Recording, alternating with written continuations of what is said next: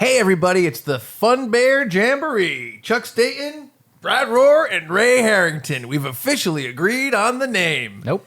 And we're here to announce the first live Funbearable episode. We're doing a live Funbearable Christmas episode in Providence, Rhode Island on Sunday, December 18th at the George on Washington Street in Providence.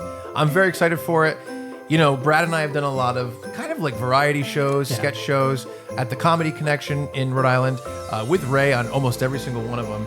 But this is really the first time the three of us are going to do a live actual podcast together. Yeah, and it's not like a variety show. It's not like a series of comedy things or a sketch thing or anything like that. It's a live podcast. It's a podcast. It's a podcast. It's this, but with people. Yes. And I feel good about that because I think then you'll see the amount of reason that is brought on a certain side. You know what I mean? You can see the leadership here, you know, the brains, and the feet of the podcast. Ray Harrington. Just an insult. Cool. No, the feet. It's important. No comedy. Just an insult. I thought this was supposed to be less than a minute long. Yeah. You're just the feet. You can't stand without your feet, Ray. So come down to the George and you can watch this shit show. You want more information available at funbearablepod.com. Tickets, more comparisons for maybe what we are for the podcast, right? I'll put them up that I come up with. And it's definitely going to be a Christmas podcast. It's not just like a live podcast around Christmas. It's going to be about Christmas. It's fully very Christmas. Yeah. So we're going to have a lot of fun. Funbearablepod.com for tickets. Sunday, December 18th in Rhode Island. Come on out. We love you, and we appreciate all the support. Thank you. Thank you. Great. I'll just keep everything rolling. That's just insulting, man. The feet? Yeah. What does it mean? Fuck you.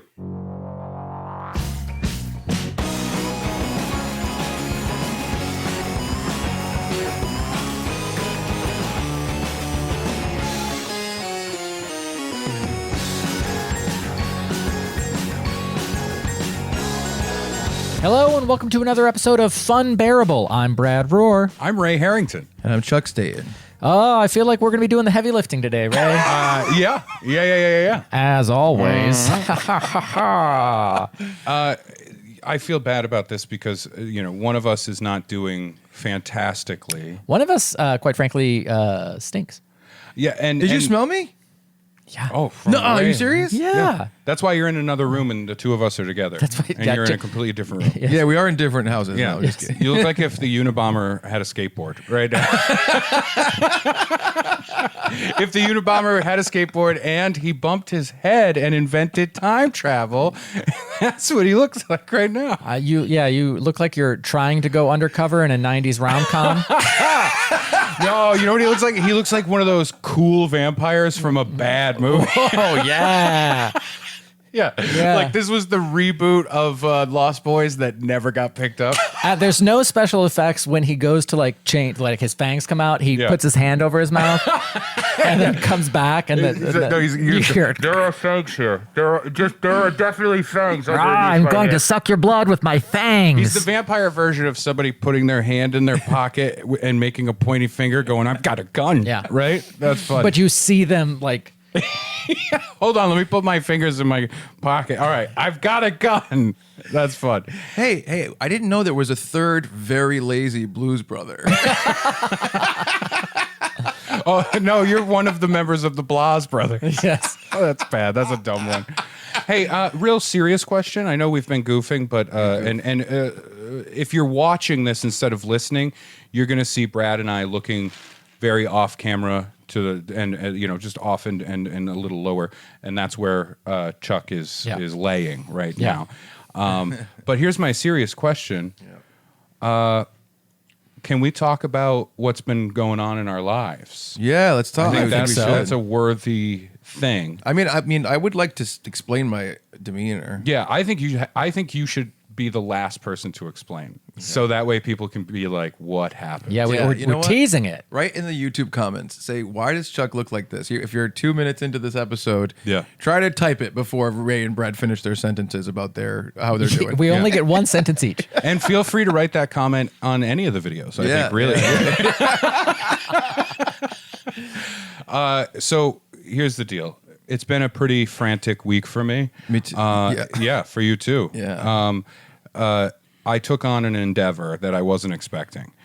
I am now managing what is essentially a boy band for podcasts. That's something that I'm dealing with right now. Mm-hmm. I took on this responsibility as a manager for a group of young, handsome men that are starting a podcast. Okay. And because I think podcasting, as we know, is huge, it's growing, it's ever present. Yeah. You know, Spotify did a crazy deal with Mr. Rogan, right? Right. This is all stuff that's We have to call him Mr. Rogan, We have to- or we yeah, get legally. kicked off Spotify. Yeah, that's when you become a podcaster, it's in the contract. Yeah. Yeah, it's We have to wild. sign it. Yeah, Mr. Rogan. And I think what's missing now is another level of disingenuousness. Right. Yeah. It needs to Yeah. be faker. Faker. Yeah, faker, Faker, right? yeah. Like there are people that get together and start a podcast that are just like, well, let's start this podcast, right? Yeah, And- we're and they do friends. We have a genuine connection. Yeah. Yeah. Like Funbearable. Yeah. that. Right. And then there are podcasts that are, more corporate based. Like, Yeah. hey, big celebrity, Yeah. you're going to be starting a podcast now, and they go, well, I don't know how to do that, so now my co-host is the engineer. Right. Yeah. This is the next step in the evolution of podcastery, Right. right? Which is finding a group Right. of attractive people. Right. People, because now podcasts are video based. Right. They want to see them. They wanna see. So I have been casting for 6 months, just seeing these young men. Yeah. Or grown boys, depending on how you want to say it. Right. That's true. I want to say young men. Brad wants to say grown boys. I sure do. Yeah, and the problem was we had a mix-up in some of the casting announcements. Yep. And we did get some Young boys. young boys And some grown men. and grown men, and they were in the same room, and it was very uncomfortable. So yeah, it's been a lot, and I've been modeling a lot of what I'm doing with these young men and grown boys. It's very much a K-pop group. Yes. Oh. Right. Yeah. K-Pod. K-pod. I- yeah, Yeah, absolutely. yeah, I have a Yeah, question. yeah. Is this like a monkey situation where they're not going to speak their own words? And they're We not gonna do have write their people own writing. dialogue? Yeah. We have people writing like topical fun things Oh, okay. and goofs. We have had a lot. We've had to prep a lot of like, whoa, I can't believe that just happened on the podcast okay. kind of moments, Yeah. right? A lot of arguments and things like that. It's a lot, but I think this can be very lucrative. Well, what think so, I too. find interesting about your new project is that you've taken a lot of moments from Funbearable that like happened organically. Yeah. And you're having the people in the K-Pod reenact them. It's not a reenact. It's more like it's been inspired by. Oh, okay. Right. yeah. But it was verbatim the ghoul argument that we had Yes. on the But it was heavily inspired by it. I mean, yes, for sure. Yeah, For sure, to say the yeah, least. Yeah, I could think of other words for their dialogue. I could think of other lines, but it's so clear right there, and I can easily hand them the transcript from the podcast. Say, just write this down. Yeah. just do this. Yeah. Yeah. So a few things, yes, have come up that way. Okay. And it's really tricky to figure out their kind of dynamic and who they are. A lot of times, I've pulled a lot of inspiration from you, Chuck, for the messy good guy, right? Like that's been a thing. I feel like you pulled half of it from Chuck. yeah, a lot of the good guy stuff I had to pull from you. All right. Yeah. By the way, I am starring in the new Men in Black movie, Casual Fridays. So yeah, it's really tough, and I guess the reason I'm bringing this up to you guys, and Yes, please I need promise to me know. you don't tell anybody. I won't. about No, this. no. Because if they ever found out, Yeah. that this was all manufactured, Right. Everything that would be go a down, whole. yeah. It would all crumble. Right. It would Yeah. all crumble. But consider me that Florida manager guy Okay. that started all the boy bands. Yeah, I was thinking Yeah, of I you like as, that as, guy. Simon Cowell because it's Sure. a slightly more contemporary reference. Slightly more Yeah. contentious, he is, yes. Yeah. Oh, Is that what you said? contemporary. Yeah. Oh, yeah. Both. So it is tricky. Do you have a Band-Aid on your head? I have. He bumped his head. Why didn't you just put makeup on it after we started recording? It would get Again. in. It would get in the wound. That would, you know what? That would be a good thing for the K-Pod. Yeah, a Band-Aid. Yeah, write Yeah. this Yeah, down. and, no, because then one of them would always have to wear the Band-Aid, like like makeup. Elisa Left Eye. Like Right, do a makeup or thing Nelly. at the Yeah. beginning. Nelly wore the Band-Aid. Yeah. Lisa Left Eye also had a Band-Aid occasionally. Really? Didn't she? Oh. I mean, over or her was eye? it always the condom in the lens of the glasses? which was a bold move. Yeah. Bold Very move. hard In to the see 90s. through. What a cool eye patch. A condom on your eye, right? And we need an eye patch then that when says, somebody's I like- know how to fuck. Yeah, well, when somebody's like, what happened to your eye? And they're like, God fucked me. I can't see out of that eye. But so here's my issue. Yeah. What am I going to call the podcast with these boys? Because they're very hungry, both for fame and food, because I have to starve take them. care of Yeah. these boys. They gotta look good. I've been taking care of 5 boys plus my son. Yeah. It's too much. And also I'm saying, like, I think 5 is too many for the podcast. Well, what I think is interesting is that your son tried out and you did not cast him in the podcast. no, because I too young. said this. I don't want you in this industry. right, it's too. This will it's too chew much. you up. Do you see how I treat these other 5 boys? Yes. I don't want to treat you that way. I lock them in the shed and Oh, make it's them dark, practice yeah, boy. podcasting. I keep them so hungry, so hungry, Keep them hungry. kind of thirsty, Oh, right? my Not God. the way you think, Chuck. You know, there's a lot involved with managing a boy band podcast. There Yeah. really is. The Yeah. Pod Street Boys Yeah. or the Backstreet Pod. I'm not sure what to call them yet. We're working on New it. kids in the pod. New Kids on the Pod. That's Yeah. I like that. 98 New pod on the block. Padres. New pod on the block. Yeah. That's not bad. 98 to pods. Ooh. No, that doesn't work. No. Oh no. Spice pods? I think that was O-Town, but a podcast. Yeah. O-Town, the podcast. O-Town pod. But yeah, it's really difficult. I guess I'll let you guys know. I'll check in Yeah, once in a please while. do. I'll let you I guys would like know how that. it's going. Yeah. But I can't stress how hungry they are because I don't feed them much. right, yeah. I didn't realize when I became the manager that this would be very similar to like a hype house or a social media community of Right, people, yeah. like people like a TikTok house. Yes, right. Stuff Hate 'em, like that. by the way. Yeah, and here's I've never what's- heard of it. Oh yeah, it's just a group of terrible people. Like it's like the real world, but on TikTok. No. It's a group of terrible people that all have TikTok accounts, and then they live in one house, and they just make their content all day long. But it's because they can pool their resources to purchase a big, nice house. Right. And then therefore film in luxury and therefore seem better and attract a higher profile clientele. It's Deplorable? yeah. Well, it Well, sucks because and you do your thing.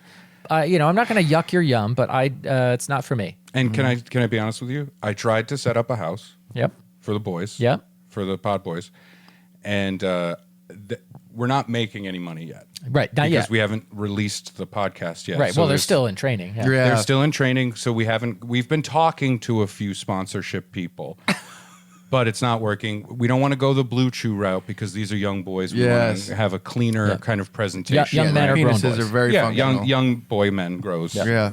Ooh, there's the name. Young boy men. Gross. Yeah. So we have a hype house for them. Not going well. It's not going well. It's the Lizzie Borden house. It's So yeah. tourists coming through, they're Liz- trying to Yeah. pod, and they're And we just- have out front, welcome to the hype house, and I think it might have been one of the boys, changed it to welcome to the hope house because they hope that they're going to make it. And then I think another boy changed it to the hopeless house. Oh no, Yeah. that's the gloomy one of the 5. Yeah, so Yeah. I've taken on a lot this week. Yeah. We've had a week. And so if this continues, like I said, I'll let you guys know Please. what's going on with it. Yeah. Yeah. That's a lot. How about you, Brad? What's up with you? Not much. What about you, Chuck? After Ray's whole thing, you got not much. Listen, I'll be honest with you. I thought that would only be like a 30-second little bit, but you guys 11 minutes. kept going. 11 minutes. Well, you guys kept asking questions. It was a bit. It was a bit the whole It was time. a bit. He's not a house guy. And then what did you take my $12,000 for? Investment. Oh, okay. Because I'm going to do it. I just wanted to see what gonna do it. roadblocks It's one of I'd those run bits that becomes my life. Yeah. That's Chuck's whole thing. Look at the man. Look at him right now. Doesn't he look like the dangerous kid at summer school? Oh, He looks like the dangerous kid at summer school who's older than the teacher. Mom, he's cool. He's a bad influence. You stay away from him, Jimmy. There's nothing about him that is cool. You will see You this think someday. he's cool now. You think he's cool now, but as soon as you graduate and he's still there, he won't be very cool to you then. He's not even allowed to drive, and he's 22. Yeah. So Why is he dating a freshman? so That's why he went back to school. Yeah, I've had quite a week too. That's why I look like this. Yeah. Or why I feel like this. But Brad and I had Rhode Island Comic Con last weekend. Yes. Which is kind of like an all weekend affair. And then I had Mark Norman's wedding in Louisiana. So I went to New Orleans all week. But then also my band, Senior Discount, had a show last night in Providence with the Pilfers, and we didn't play it for 2.5 years for the pandemic. And during that time, I got the place in New York, so we haven't played in a long And time. you tried, right? During the whole quarantine time, you were trying to get shows. He was like, oh, yeah. Hey, Yeah. Kid Rock, I know your restaurant is open. Can we please Yes. come Yeah. and play your restaurant? Yeah, no. So anyway, with the practice schedule, with me and Brad preparing for the con, with filming at the con because we did a ton of filming, and with traveling to New Orleans, all the stuff in the wedding and coming back, it was just it was a big week. Yeah. It was a lot. And today I was like, I gotta be honest, I got back to my house last night, 6:30 in the morning. I sent you an email at 6:46. You were asking me like why a couple of guys were sleeping here, and I had to explain Yeah. that we hadn't. The Hope House. Yeah, we hadn't moved into the Hope House yet. It's gonna take a couple more months for And I construction. apologize for that. Yeah, and I do. yeah, yeah. And I told them not to touch anything. No, because I knew you guys were gonna text me, and I wanted to sleep. Yeah. I wanted to get, what'd I say, 7 hours of sleep. So I was like, I'm gonna wake up at 1:30. So if you text me before then, that's why I'm still in bed. But I got up, got everything set up. I'm here to podcast, and man, oh man, Just seems like you could have found 12 minutes in the past week to shower. did I really smell? Yeah. Really? Because I was pretty sweaty last night on stage. I was sweating, and that's how I slept, and that's who I am now. Right. yeah. What's with the sunglasses indoors? I just feel nice. Okay, I thought maybe you had lost your vision. Is this an homage to like a Weekend at Bernie's situation? Is Chuck dead? So no, it's really interesting because I don't really drink, as you guys know. Yeah. Actually, well, Brad doesn't drink at all. Right. Ray mostly doesn't drink, right? I used to. Yeah. And now I don't. At all, ever? Yeah, pretty much ever. I mean, Ray's very policy occasionally. is body shots only. Yeah, absolutely. And I have to do it to myself. I was Yes. gonna say off. Are you providing or Yes. or imbibing? Yes. Okay. Both. Yes. Sometimes I can kind of flex it so it goes up and Yes. Yes. hope I Yes. catch it like a fish. No, yeah. but I drink very, very rarely. Yeah. But it's one of those things like as a comic, like people will be like, "Oh, let me buy you a drink," and I feel bad. I always feel bad where I'm Right. just like, I don't drink, and they look at me like I'm a piece of shit.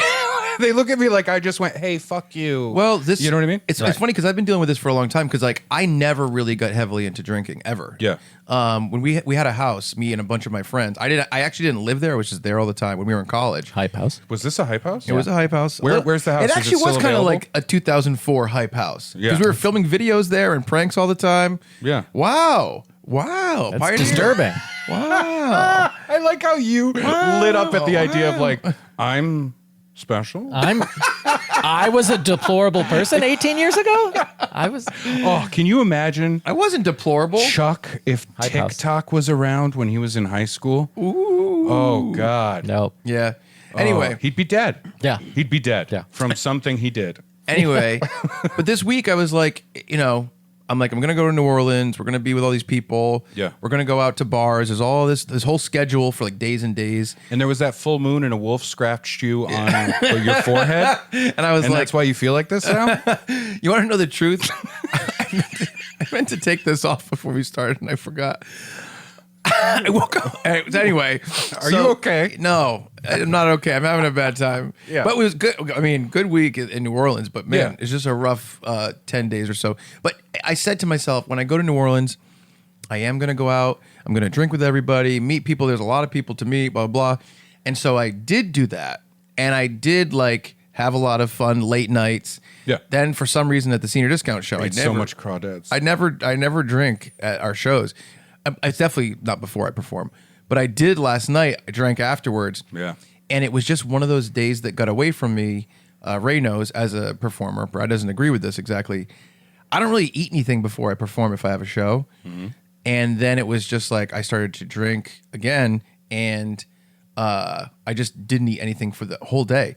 The last time I ate something, so Brad came in today. He gave me 2 pieces of jerky. Yeah. The last time I ate something Euphemism. was Friday night at 7 p.m. And it's like 48 hours later. Right. Yeah.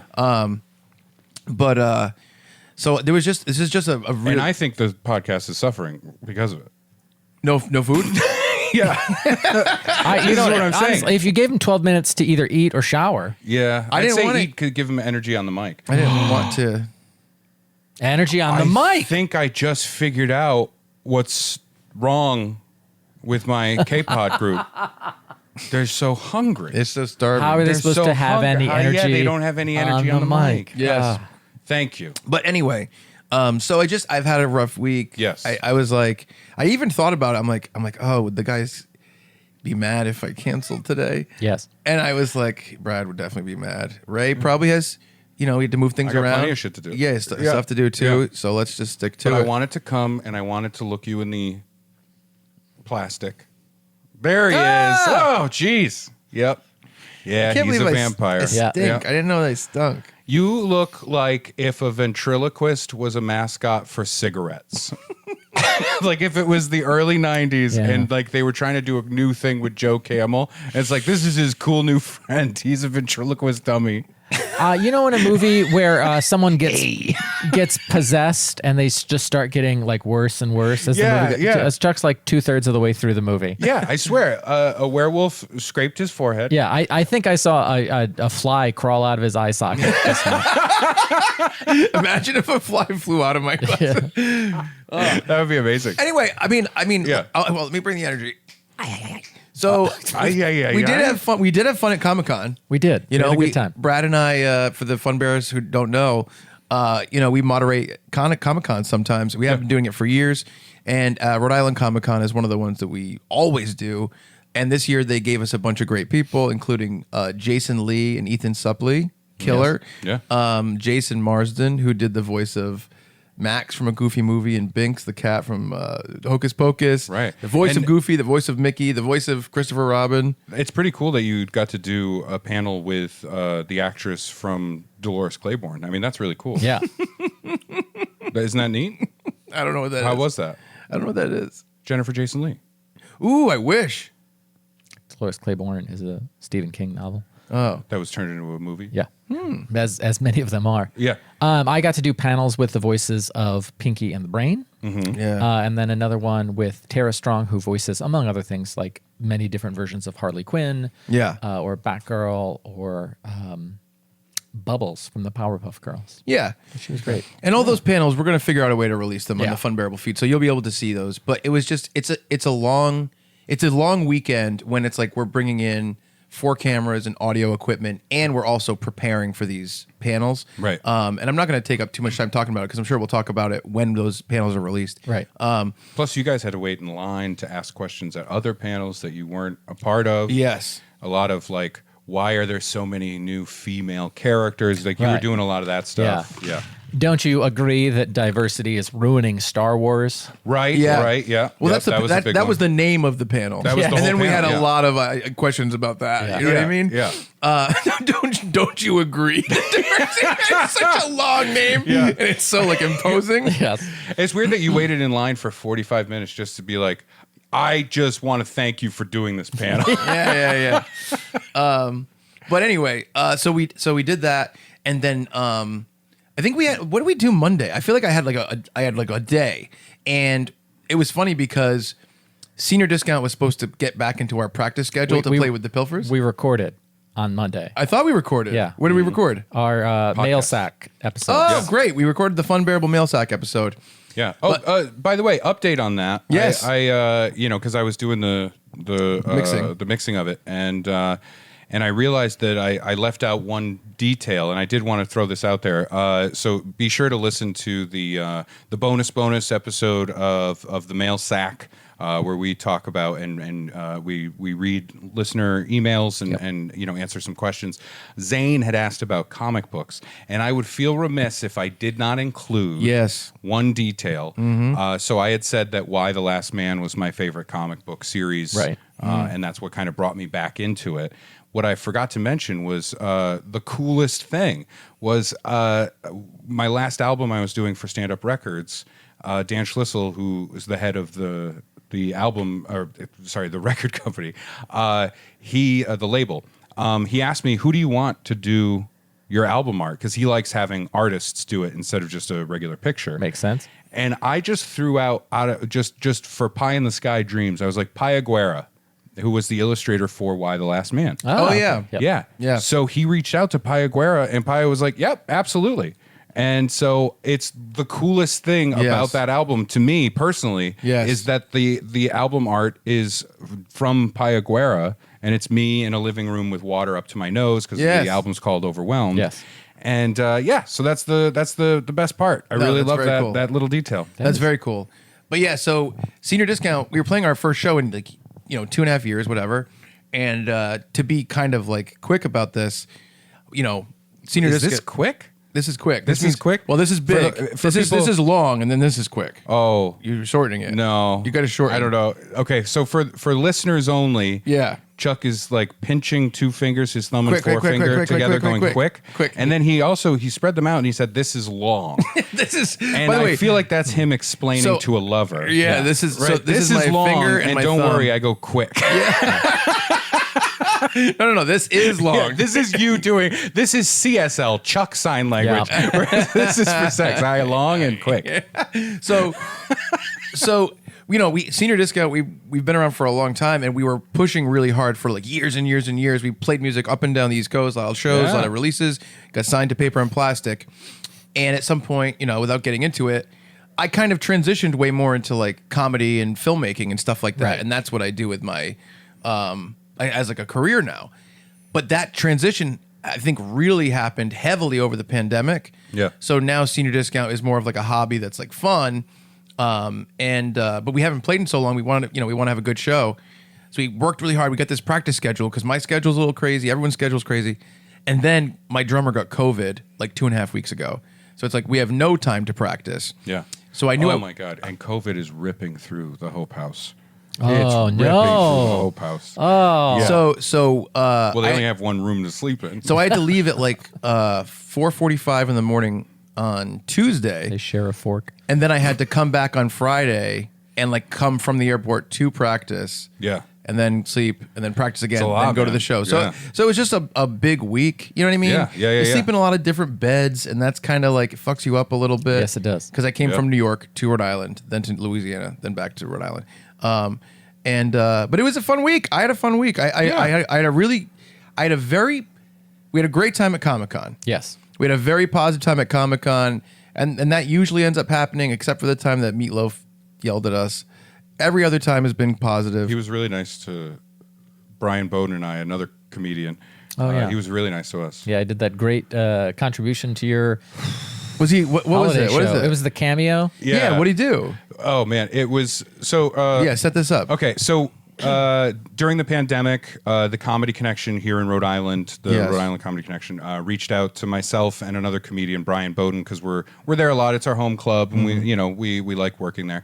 And they had some grant money stuff going on, and they wanted to do these live shows. Yeah. And but they had to be free for some reason. So we got together and we had like 2 weeks to turn around 3 show concepts right before Christmas. This was right before Christmas. Right. Yeah. And so one was a live podcast. One we did a live watch along with A Christmas Story on TNT. Oh, yeah. Because it was like the only way we could legally have the movie playing and do live commentary throughout without just broadcasting the movie. Right. And then the last one was a variety show. Yes. And the club said, we want a variety show. And Brian and I were like, you want a variety show when the club legally can't open and no one can come here. And so we got together, we thought about it, and we used Cameo in a very creative way. Yes. We asked these people, some of them were aware of what we were doing, and we were open about it, and then others were not. Yeah. And we built these funnies around the videos. It wasn't just empty, like, now here's this person. There were jokes built around it. Yeah. And you, listener, watcher, you can check it out. It's on my YouTube channel. I think I have the whole show up there. It was a fun show to watch. Yeah, thank you. It was very a fun show to do. to film and be part of. Yes, absolutely. It was so fun, and especially during a time where it just wasn't happening. Like I hadn't performed in like a year. Yeah. And to do that was really special to me. And I think Brian and I have talked about this before. Like we're proud of what we did with the thing. Yeah. Like to as an exercise to have this thing of like you have like no time for a turnaround. Create this thing, and it was really looking at Cameo going, who's on here and how can we make it funny? Right. Yeah. So all of that is to say Meatloaf was one of the people we reached out to. Yeah. And we said, Meatloaf, can you teach us how to sing? Because we got to have music at the variety show. Right. Yeah. Teach us to sing. Now, Mark McGrath, he did it. Mark McGrath knocked it out of the fucking park. Yeah, he did. Mark McGrath played Fly on an acoustic guitar and incorporated like Ray and Brian into the lyrics. It was great. He was self-effacing. He was joking. He's like, don't take advice from me. I've got, bleached tips and veneers. It was great. He's killer. So we got the video. We split up the cameos between the two of us. And Brian had sent one to Meatloaf. He sent me the video when it came in. And he's like, here it is. I don't know what we can do with this. I get the video. It's 26 minutes long.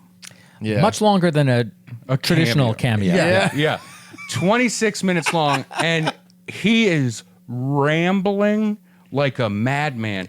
He doesn't even start with like, hi, Ray, Brian, I'm Meatloaf, right? He immediately starts with what I can only describe as an audio version of a one-man show. Yeah. Like a play about how he got the name Meatloaf. Yeah. And he's doing voices. He's doing characters. He gets done with it, and he's like, so that's a little story about that. I hope that helps you. Like, he knew what we were doing. Right. He knew this was a show. I know. For charity. Yeah. And then he's talking about other stuff. He loses it. Like, he's just talking about, like, he has triggers for different songs. Like, he's like, when I'm on stage, it's not me singing. I go into something else and I kind of become this thing, and I'm like, okay. Now, don't get me wrong. He was so nice. Yeah. He was very nice in the video. At the end of the video, he's like, I hope this was something. I hope this helps. Yeah. If you want, I'll re-record something for you. Yeah. Make sure you donate. This is a really good cause. Like, it was all positive, but unusable. Yes. Yeah. You can't use any of it. Yeah. And so we came up with a fun concept, which was we were going to go live to Meatloaf throughout the variety show. And I had taken the footage and chopped it up. So it was him rambling. Yeah. And like the first part is him saying like, hi, Brian and Ray, that I pulled from some point. And then he's talking, and I put a Zoom frame around the whole thing, like Zoom, the communication thing, not telephoto. Well, I don't know if somebody's like, what? Lens? Zoom frame. So we would just cut to him once in a while, and it would be Brian and I on stage going, meat. Can he hear it? He's talking. I can hear him. Meatloaf, Mr. Loaf, meat.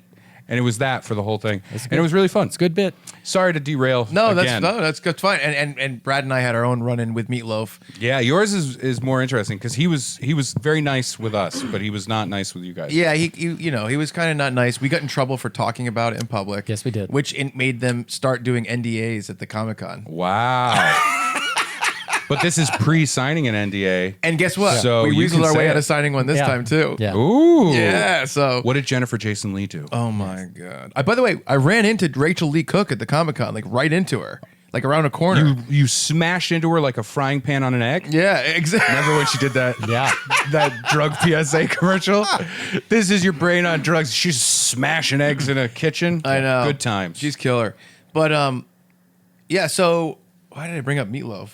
We're talking about what a nice experience So the Comic-Con con was all very positive. A lot of people who like the podcast and stuff like that. There was a lot of people we talked to, and all the celebrities were super nice as they usually are. I became friends with Jason Marsden that did that, the Moist Max, and Jason Lee was wicked nice. Ethan Suplee was wicked nice, which we'll talk about in those episodes. So that was great. Then we did our mailbag episode on Monday together. Yeah. We did 3 hours of answering listener emails. If you want to write us, funbearablepod@gmail.com. That was a really fun night. Yeah. And then I had to go to New Orleans, and it was funny because I was running around so much for the past couple weeks that like I didn't have a suit. I lost most of my nicer clothes in a fire a long time ago, and then I got some new clothes, only a little bit, but then I lost like 35 pounds. So none of them fit me. So in between panels, we were like going to JCPenney and like trying to find a coat off the rack. Yep. Me and Brad and it Kyle. must be hard shopping for clothes because you're blind. And, So the sunglasses. and Just an aside for no reason. They had a suit jacket with a hood like built into it, No.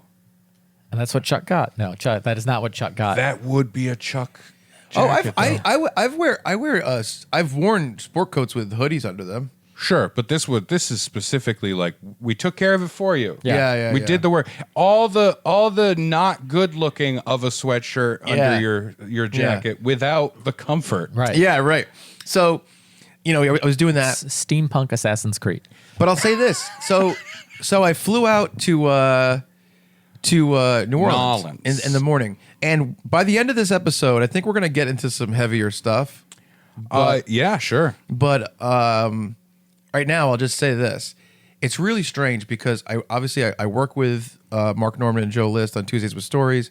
I've known them pretty well for like a long time. We film every week together. We talk constantly. Like I'd be surprised if more than 2 or 3 days go by where we don't have conversations in the past 18 months. Yeah. And so Joe's always yelling at you. Always yells. Anytime you answer the phone and it's Joe when you're around me, all I hear is the phone. Yeah. I just hear it. Yeah, I know. I put it upstairs and I can still. But I really enjoy spending time with both of them. They're really funny. But going into this wedding, I'm like, I'm really comfortable with Mark, but he's not going to be around. He's getting married. Right. I really like May, his wife. She's wicked nice. She's not going to be around. No, she's very busy. I really like Joe, but it's going to be all these New York comics, all these bigger comics. And what is Fatter? Then Joe? Joe's very skinny. So sure. And then these bigger comics. Yeah. But what the question Earthquake is, was there. and I don't know, Earthquake. Yeah, Mark only invited fat comics to his wedding. The hamburger guy was. It was dedicated to Ralphie May. Oh, You know what? Joe Pera. and Louis Anderson. Joe Pera was there. He's just taller. Yeah. Patrice I'm O'Neill bigger. delivered post hummus. So, but the thing I want to know how you feel about this. What I'm starting to realize is fat comics don't last long. Yeah, they do. What about Chris Farley? What about John Belushi? No, see, the key is you have to be the brother of a fat comic. Then you can be fat and still live forever. We're just gonna let post hummus go, though, huh? I heard it, I clocked it, and I was like, not worth the fight. Hey, I Pick your react. battles. I react to beans, so I post hummus. I'm not good. In fact, this is happening post hummus. So I'm having a very self-conscious moment here, and I don't want to steal your self-conscious thunder. of course, I think that's what's happening. Ray would never cut into my story. Go ahead. But it's a podcast. That's what we're supposed to do, right? Like, I'm it's kidding. isn't Go it ahead. the thing? What do you got? But that's what I'm feeling self-conscious about, and maybe it's because of just random internet stuff. But I really do feel like all I've done for this episode so far is just make your life harder in telling a story and just derailing, and I really don't mean to do that. I just want, when we come to the podcast with these microphones, there's this part of one of the things that makes me, happy with this podcast is the fact that there is a level of performance in it. It is slightly performative. Right. It's half performative, half genuine, which is a great space to be in. But I do feel really self-conscious right now. Like all I've done is do goofs while you're trying to say your thing, and I'm really sorry about that. That's okay. I feel very self-conscious. No, it's now. okay. I'd say we usually have a pretty good ratio of goof to progress. Goof to progress. Goof to progress. It's like Goof it's to like troop? It's like if I want to Yeah. tell a story about like I went to the farm and I bought a pig and I slaughtered the pig. Let's say I told that story. then there'd be like a goof about driving that you would be like, well, imagine if you were a farmer driving, blah, blah, blah. And then I get to the farm and Brad's like, imagine if I owned a farm, blah, blah, blah. Then I'm like, so I bought a pig, and Ray's like, what if I was a pig? Oink, oink, oink, oink. And then I'm like, okay. And so it's like, that's what it is though. Yeah, well, I think that's just podcasting in general. But I just, I'm feeling more self-conscious because it's hard to. Let's just be honest. There was a fucking iTunes review that hurt Ray's feelings. I'm sorry. So it's all right. Dude, my feelings are hurt every day on the Tuesdays Reddit, the Tuesdays whatever. Yeah, but you're not. The Tuesdays show is not 3 guys. Yeah, I'm there. I'm a third. This is why they're mad at you. This is it. They got you. We're all Kramer. Man, what if they did an Oops All Kramers? Oops All Seinfeld season 10. Oops All Kramers. Yeah. Don't let them talk. I got thoughts. So anyway, oh man, if there was it's the Kramer family reunion. Oh no, that'd be killer. Perfect. The Kramers instead of the Clumps. Oh god, it's all Richards just doing different. Oh my god, Larry, this is your cousin Marvin David. You know that season 10 episode you've been looking for? Well, listen to this. I just realized if Seinfeld was on now, there absolutely would have been an episode where Kramer bumbled his way into the January 6th insurrection. Oh, yeah. And he would be there and it would be green screen, but he would be walking around going, I don't know what I meant. I don't know what's happening, Jerry. Just walking, and he's like, but where'd you get that chair? I got it there. Yeah. I took it out.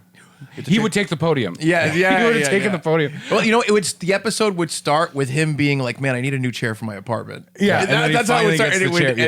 Anyway, but see this, I did it again. So back to my story. I'm sorry. It's okay.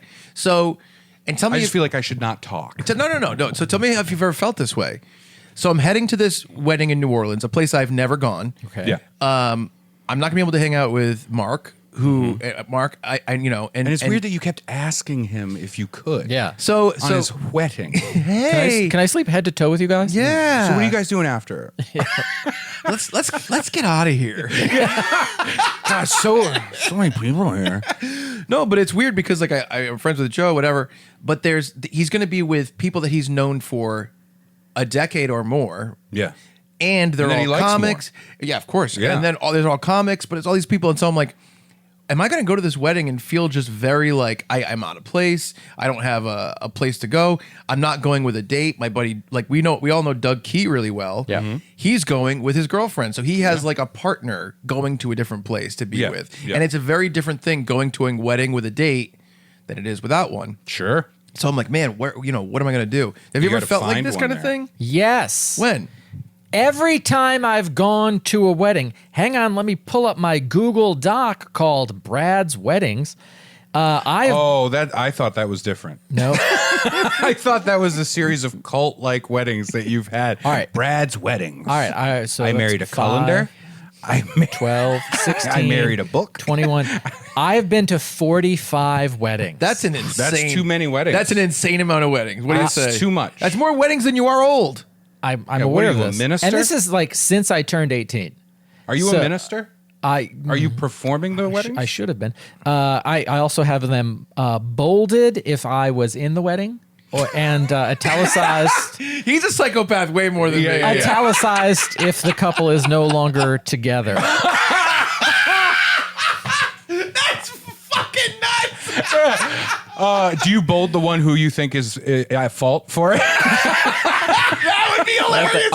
Underlined. Yeah, we all know this one. Yeah. And then I was also invited to another 8 weddings that I could not attend for some reason. So you were busy with the other 45. That's Yeah. pretty good. 53 weddings. Holy shit. But That's a lot. like some of those weddings are in different locations. Yes. And I didn't know anyone, and I got stuck at the weirdo table. We've all seen The Wedding Singer. You got stuck at the weirdo table, or like you're the captain. I was of the weirdo elected table. captain of the weirdo table. You're like, anyway, I was trying to work in my wedding spreadsheet, and they stuck me at the weirdo table. Here I am with my Lenovo laptop with the little red clitoris on the keyboard. Setting up his spreadsheet. Hold on, what table am I at? I'm setting up my wedding spreadsheet. Hold I'm on. at the Kramer table. See, this is why we goof. We're here right now. It took forever, but we got there. I think. Let's see here. Don't let them say anything. Ding, ding, ding, ding, ding. No. Give them plasticware. Let me ask you this: have you performed a wedding? I got stuck at the No. weirdo table. You fucking weirdo. You're so strange. Have you performed a wedding? Performed? Yeah. Like married people? Yeah. Have you? I've done 2. You've done weddings? Yeah. Did you marry me and Brad against Brad's will? No. Oh. I don't think that's. I take my responsibilities seriously. Yes, you should. But it would be a serious goof. How about this? Oh. I've married 2 couples. Okay. And I have performed comedy at 1 wedding. Got it. One of those is no longer Uh-oh. a union. Oh. Italicized. Which one do you think it was? One I performed or one I performed at? Performed at. Performed at. Correct. Yeah. And that's my easy out because it's terrible. It's a terrible idea. I learned Yeah. because Say, I was early on in my career. You're doing this. And now I just tell people like, because I've been asked, will you perform at our wedding? And I'm like, the last wedding I did, they got a divorce. You don't want me there. I think Yeah. our our buddy John Tilson just performed at a wedding over the weekend. Oh, Terrible good. idea. Good. But in terms of you're feeling awkward at a wedding, Yeah. that's why I Yeah. brought that up. I'll say, looking at it, there were probably 2 weddings that I had to, number 1, travel to, Yeah. and number 2, not know anyone. I can't believe you interrupted my interruption of what you were saying. Yeah. And so going there and saying, all right, I don't know where I'm staying. I don't have anyone to pal around with necessarily. Yeah. And so, yeah, I know that awkwardness Yeah. of being unsure where the only people you know are the ones getting married. And they're over there. Yeah. And you're going to get 4 minutes with them. Yeah. As they make their rounds. Yeah. You know, I went to a wedding in Orlando last February. I was in Orlando for less than 24 hours. Oh my God, I know. And you know, got 4 minutes with the bride and groom, and I love them both dearly. Mickey and Minnie? Yep. And it was weird. They've been living in sin for so long. What's Pluto up to? So we real quick, we have a character with Senior Discount. My band has done these comedy videos for a long time, where we have like an in-universe versions of ourselves, kind of like the Monkeys for adults. You know, Yeah. we're playing characters. Brad plays a character in those videos that's kind of a heightened version of him and how conservative he is. Yeah, Not politically, but in terms of his like viewpoints on Right. like what's appropriate and what's not. But the idea of Bradley Stevenson not going to Disney World because Mickey and Minnie are living in sin. they're not married. is That's very fucking funny. hilarious. Yeah, I like that a lot. We used to have a thing where one of the things was that Bradley Stevenson, that character, we wanted to allude to it and never confirm it that he's never looked at his own penis. Yep. And that he won't fart in his car in case he gets pulled over. Isn't that funny? That's very funny. I like that a lot. You know that once you do, you're going to get pulled over. I went to a wedding He won't in. fart in his car in case he gets pulled over. I went to a wedding of a college friend, and she was marrying. Her husband is a coach in the NBA, so it's a lot of like Wow. athletes. I remember you telling me about Yeah, it was this. over NBA All-Star weekend because Wow. he wasn't working that weekend. Yep. That's cool. And He wasn't an all-star? he was a coach, so yeah. Hey Coaches now, can be Brad. all-stars. You're an all-star. Thank you. Get your wedding on. Yeah. And so I felt pretty awkward and out of place there, and I wish I had had one person to joke around with because Yes. Yeah. not every wedding has if anyone has any reason why these two should not be joined, speak now for every hold. This one did. And I'm like, man, it would be so funny just to cough right now. Just one dry, intentional funny. cough. That is really funny. And I'm like, and I'm giggling, but I can't tell anyone around me why Yeah. I'm giggling. Yeah. Because it's a bizarre thing to think. Yeah. And so, yeah, I know the awkwardness of having to be in that situation. Yeah. However, yours is complicated by the fact of there's a celebrity is probably the wrong word. No, it's not. This is what's That weird about there's it. an air of celebrity among these comics So that you Ari Shaffir, Yeah, right? Ari Shaffir, who I know, was there, Right. And I feel comfortable with Ari. I'm friends with him, but like he put out his special last week on YouTube, and it has 3 million views. Right. Like that's fucking insane. Yep. Yeah, but like, Stavros? so does like a cat. You know what I mean? No, it's different. You hear me, Ari? No. There are cats with more hits. Okay, Ari? But there like- are cats with more hits than your little special. But okay, Ari? but I'm like sorry. Stavros from Cumtown is there. Yeah. And I know him a little bit. Soder was there. Dan Soder. Yep. Like Sam Morrill. All these people are like Sure. huge. So anyway, It is daunting to be Yeah. like, am I going to be? Before you go further with it, because I just want to, because we were talking about like the awkwardness at the wedding. Yes, I was going to throw this out because I married 2 couples. Yeah. One of the couples is my brother-in-law and his wife, and that's fine. I knew everybody. Right. Yeah, that's it's fine. yeah. That's and it very was comfortable. it's a responsibility, and I feel honored to have done the thing, and blah blah blah. Yeah. And did the traditional thing. I slept with both of them the night before. Good thinking. Of course, you got to do that. You make sure practice. Yeah, exactly. Make sure both of them were. Prima nocta kind of situation. Thank you very much. Yeah, I like that. And prima nocta emissions. I gotta go. But no, the other wedding I did was for someone that, like friendly. You know what I Yeah. mean? I would say a friend, but not a friend that I've spent time with outside of a comedy club. Okay. Right. And she really likes my comedy. She's a fan, and so she asked me to do the wedding. Right. And I said, yeah, absolutely. Again, very honored to do it. I was like, it doesn't have to be funny, does it? Right? Like, I don't want to, Right. don't give me that responsibility. She said, no, I just want you to do it. I know you've done it before. Yeah. And I did that. And it, again, felt the honor of doing that. Yeah. Just really wanted to not fuck it up. Right. Yeah. And do a good job. They were very happy with it. And then Yeah. they asked me to go to the reception. And I was there. And like 2 minutes into this reception, I'm like, I don't know anybody. I don't. I know. I'm just gonna sit in the corner. So You know this- what I mean? this is- Yeah, so- I feel you. And we're going to get to this later in the episode. We purposely talked about the fact that we should close with what I'm going to talk about at the end because it's sad and a downer. Yeah. But I've been dealing with a lot of insecurity lately, a lot of like feelings of like extreme rejection and really deep depression stuff from that. And so I was very nervous. I was like, am I going to fly down there for 4 days and feel like a complete piece of shit and want to hang myself in my hotel room? You know what I mean? Right. Yeah, yeah. And then we talked about the idea if I did hang myself there, no one here would have any responsibility of cleaning up whatever happens in terms of my death. You know what So I mean? thoughtful, yeah. Yeah, You know? but look Yeah. at all the stuff we'd have to get rid of. You know, we're gonna Right. have to sell Well, the that's- turtle figures. And then there's always the worry of like, what happens when we open a drawer? Yeah. You know what Oh, I mean? God. Yeah. And in New Orleans, it could be alligators. Is that what you're talking about? No, we're talking about Here. I know, I get it. Yeah. I like the idea of misunderstanding Yes. it that severely. What? So anyway, I've always wanted to kill myself in Nolans because it seems it seems more fun. if I was trying to kill myself but like hide the body, alligators, okay. right? Yeah, I Yep. mean you're leaving a lot up to chance at that point. Yeah, you're right. You know what I mean? Listen, guys, you gotta eat me. Promise me you- Promise me you will eat Yeah, me. seriously, come on. Yeah. And they're like, ew, he smells. yes. But We don't like sad meat. we don't like sad meat. Yeah. How is Brad able to walk through the swamps unscathed? Unharmed, untouched. Can Brad walk on water like Jesus? No, he's stepping on alligators. And when I looked down and there was only one set of footprints, it's because he stunk. No one wanted to walk next to him. So anyway, I'm really having a hard time. I got 2 hours of sleep Monday Yeah. into Tuesday. Go to the airport. My dad brings me. Wonderful Take a nap guy. right now. We'll do 15 minutes in the podcast. You take a nap. So- has that ever been done on a podcast? I don't Somebody think takes so. a nap during an episode. So I go down to New Just Orleans. the audience. Yeah. And it's like, I go to my hotel, which I just booked my own hotel. I went rogue. They had like a bunch of like suggested ones. I'm like, no. I'll find my own cheap hotel, and I did. And this is hilarious.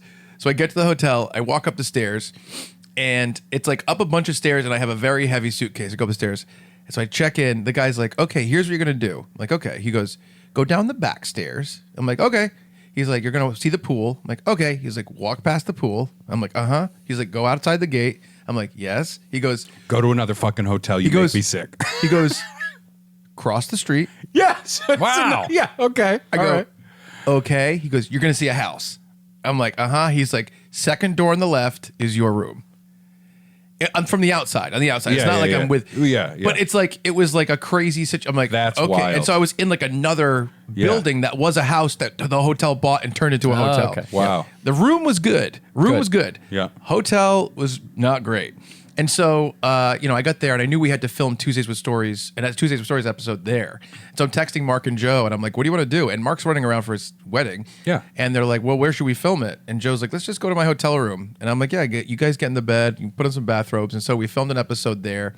And we had a lot of fun filming that. And that night, there was a secret comedy show at Tipitina's in New Orleans, which was like, it was advertised as a comedy show featuring a bunch of New York comics who are here for no particular reason with no comics announced. Yeah. Nice. Sold out. Of course. Rock club. Yeah. And it was like a ton of killer comics. And so we all went to the venue, and Doug Key, our buddy, had hit me up, and he's like, hey, listen, he's like, my Airbnb doesn't start until the next day. Do you mind if I sleep with you? And I'm like, yeah, I'm sure there'll be a couch. But my hotel room, it was just one large bed. Nice. And so I go to Tipitina's with everybody. Let's get it on. And we meet up with everybody. So it's Sean Patton, who is a killer comic, and he's from New Orleans as well. Andrew Youngblood, who's a wicked nice guy, great comic. And tons of people. Andy Haynes, just a bunch of different people. But I'm talking like these 2 huge green rooms. Liz from the Cellar, like I'd say 25 people were in these green rooms. And so I'm like, we're just going to film behind the scenes for the Tuesdays Patreon. We got to come up with something people will love to see, the behind the scenes of the show. Killer show. It was at like a rock club. It was similar to like the Avalon in Boston, or like, it was like more like a punk rock club that they just set up chairs. They had balconies. Awesome show. Awesome time. Super fun time joking around the green room. Like, oh, I'm having a lot of fun. Doug showed up. Me and Doug were palling around, whatever. Then it's like, we're all going out to this bar. I think the bar was MRB, unless that was a different night. We all go out to this bar, and there's a bunch of new people. And I gotta be honest, that night I met a bunch of new people that were like friends with May, Mark's wife, other comics from New York, and they were all wicked nice, wicked nice, and they were very inviting. This guy Umar that I know that opens for Mark sometimes, and like we started talking about punk rock and all these different things, and I start to meet people, and I'm like, man, everyone here, it's just like conversation to conversation to conversation, all these different. Yeah, this seems very like not like an ordinary wedding where you just go to the wedding. No, so it's not. You had all these nights of, it's like you went to like a film festival or something. It was. You know what I It mean? was more. It Or was more like a festival. comedy thing. Yeah, and it's funny because like, so it's like, me. There was probably, I'd say, around 20 to 25 of us at that bar the first night, and I'm just bouncing around from conversation. I talked to this guy, and he's like friends with Mark when he was growing up. This comic, whatever, Joe, everyone. Well, Joe left after the show, but so I go back to my hotel. Doug came with me. I'm like, let's just fucking buddy up. And we got in bed. I took a picture, went to sleep, and great night of sleeping. No touching. I do this thing sometimes. I don't know if you guys ever have. Do you ever like do a sleep creep on someone? No. I have a real problem where you wake up and you're in the middle of. You have a lot of real problems. I'm just checking. You know what I mean? I am not surprised. It's been brought up by like many. Yeah. But only people that. By the way, can we be adults and just like the idea, like you said, like, oh yeah, we slept, no touching or anything. Like we're adults. No. I was Relax. nervous about the sleep creep. Oh, okay. I really was. Yeah. No, I just think there's this idea of, I think for men in general, men are like, oh, don't sleep in the same bed. Yeah, but I'll put it this way. I want to ask you, if me and you slept in bed, Brad, would we both sleep head to head, pillows, under the covers together? Yeah, probably. Yeah? Yeah, I think so. All right, good. That's what me and Doug did. I'm gonna say same because it's just like I'm over that. Like if I was younger, there would be that dumb thing of like, I'm not gonna do that. No homo. Yeah. That kind of stupid shit. Yeah. But now I'm just like, look, can we just sleep? Also, I don't want to sleep in the same bed with you because I just want to sleep in a bed alone. You know what I mean? No, like, for go sure. away. For sure. You know what I mean? We had a big Unless bed. you're my wife. Go home. So we woke up. That's what I say to all the women I sleep with. Yeah. Go home. Go home. And are you my wife? No. Okay. Don't tell her. I woke up. I had a text from Joe. He's Enjoy like, fruit basket. And Joe was like, brunch at this place. And so me and Doug just like walked down the street. New Orleans was fucking what? Were you dressed like you are now? What? New Orleans was fucking awesome. It's like super historic, super gaudy, like the gaudiest place I've ever gone. It feels like almost like an artificial Orlando, where it's like, no, this is actually like how the history has made this place. It's just like pink an awnings. outdoor fucking casino. It's You know what I mean? insane. Yeah. So we walked over to the restaurant. It was like a lot of low hanging kind of stuff too, like signs outside you could bump your head real hard. it was killer. It was me, Joe, Get a scrape. put a me, Band-Aid Joe, on. Doug, Andrew Youngblood, Andy Haynes, bunch of us. cover for Our, a my, our werewolf buddy fight. our buddy Salacuse met us there. Doug's girlfriend Ashley met us there. And then we just kind of went over and we went to that place like Cafe Du Mont where they have like the beignets and stuff. Yeah. Yep. We all got those. Killer. We're all just like laughing throughout brunch, having a great time. I walk around. I found this awesome coffee shop called Baldwin & Co. And Did you have coffee at Cafe Du Monde? no, I didn't because it was just flat whites and like regular coffee. And I Yeah. was like, oh, this Baldwin & Co. They have all these special lattes. Cafe Du Monde does their I own know. thing with the chicory. You got to I have know, the I know, chicory, I know, baby. I know. That's what I did. I know. So anyway, I was like, okay, well, today, this was Wednesday, there's like welcome drinks. And so that night, Mark's mom owns a food museum. And it's like monstrous, like huge. Yeah, isn't this weird? Food museum. It's about the history of food. It's about the history of. It's huge. It's and whenever Mark describes it, he kind of would gloss over it. He's like, yeah, my mom is like a food museum. And What then are the dioramas like? there is huge forks and huge things. Like it was. Oh no, I'm envisioning like a natural history museum, like a night at the museum kind of situation where they're behind glass. There are big displays It's with pretty- mannequins. there are And huge- it's like the first person that ate a banana. This is a McRib. It's kind of like that. It's a little bit like that. There was a lot of stuff, but I go there. You know, I go back to the hotel. I go there, and it's like that's when Soder shows up. That's when Sam Morril shows up. That's when Stavros shows up. That's when all these people are showing up. And it's funny because like I kind of know these people, but I'm really like hovering around the comedy scene in New York. Yeah. But like Soder's like, hey Chuck, what's up? And Sam Morril's like, Chuck, what's going on? And I was like, man, I'm like these, and they were so like welcoming and nice. Yeah. And then the other groups of people that I was meeting, all these nice women that were friends with May, they were wicked nice. And it was more of that, where it's like, then my buddy Jason Katz shows up. Then Eric Scott shows up, who's another guy. And Jason Katz is like a director in New York. Eric Katz is like a comic. Eric Scott is a comic and he does a bunch of film stuff as well.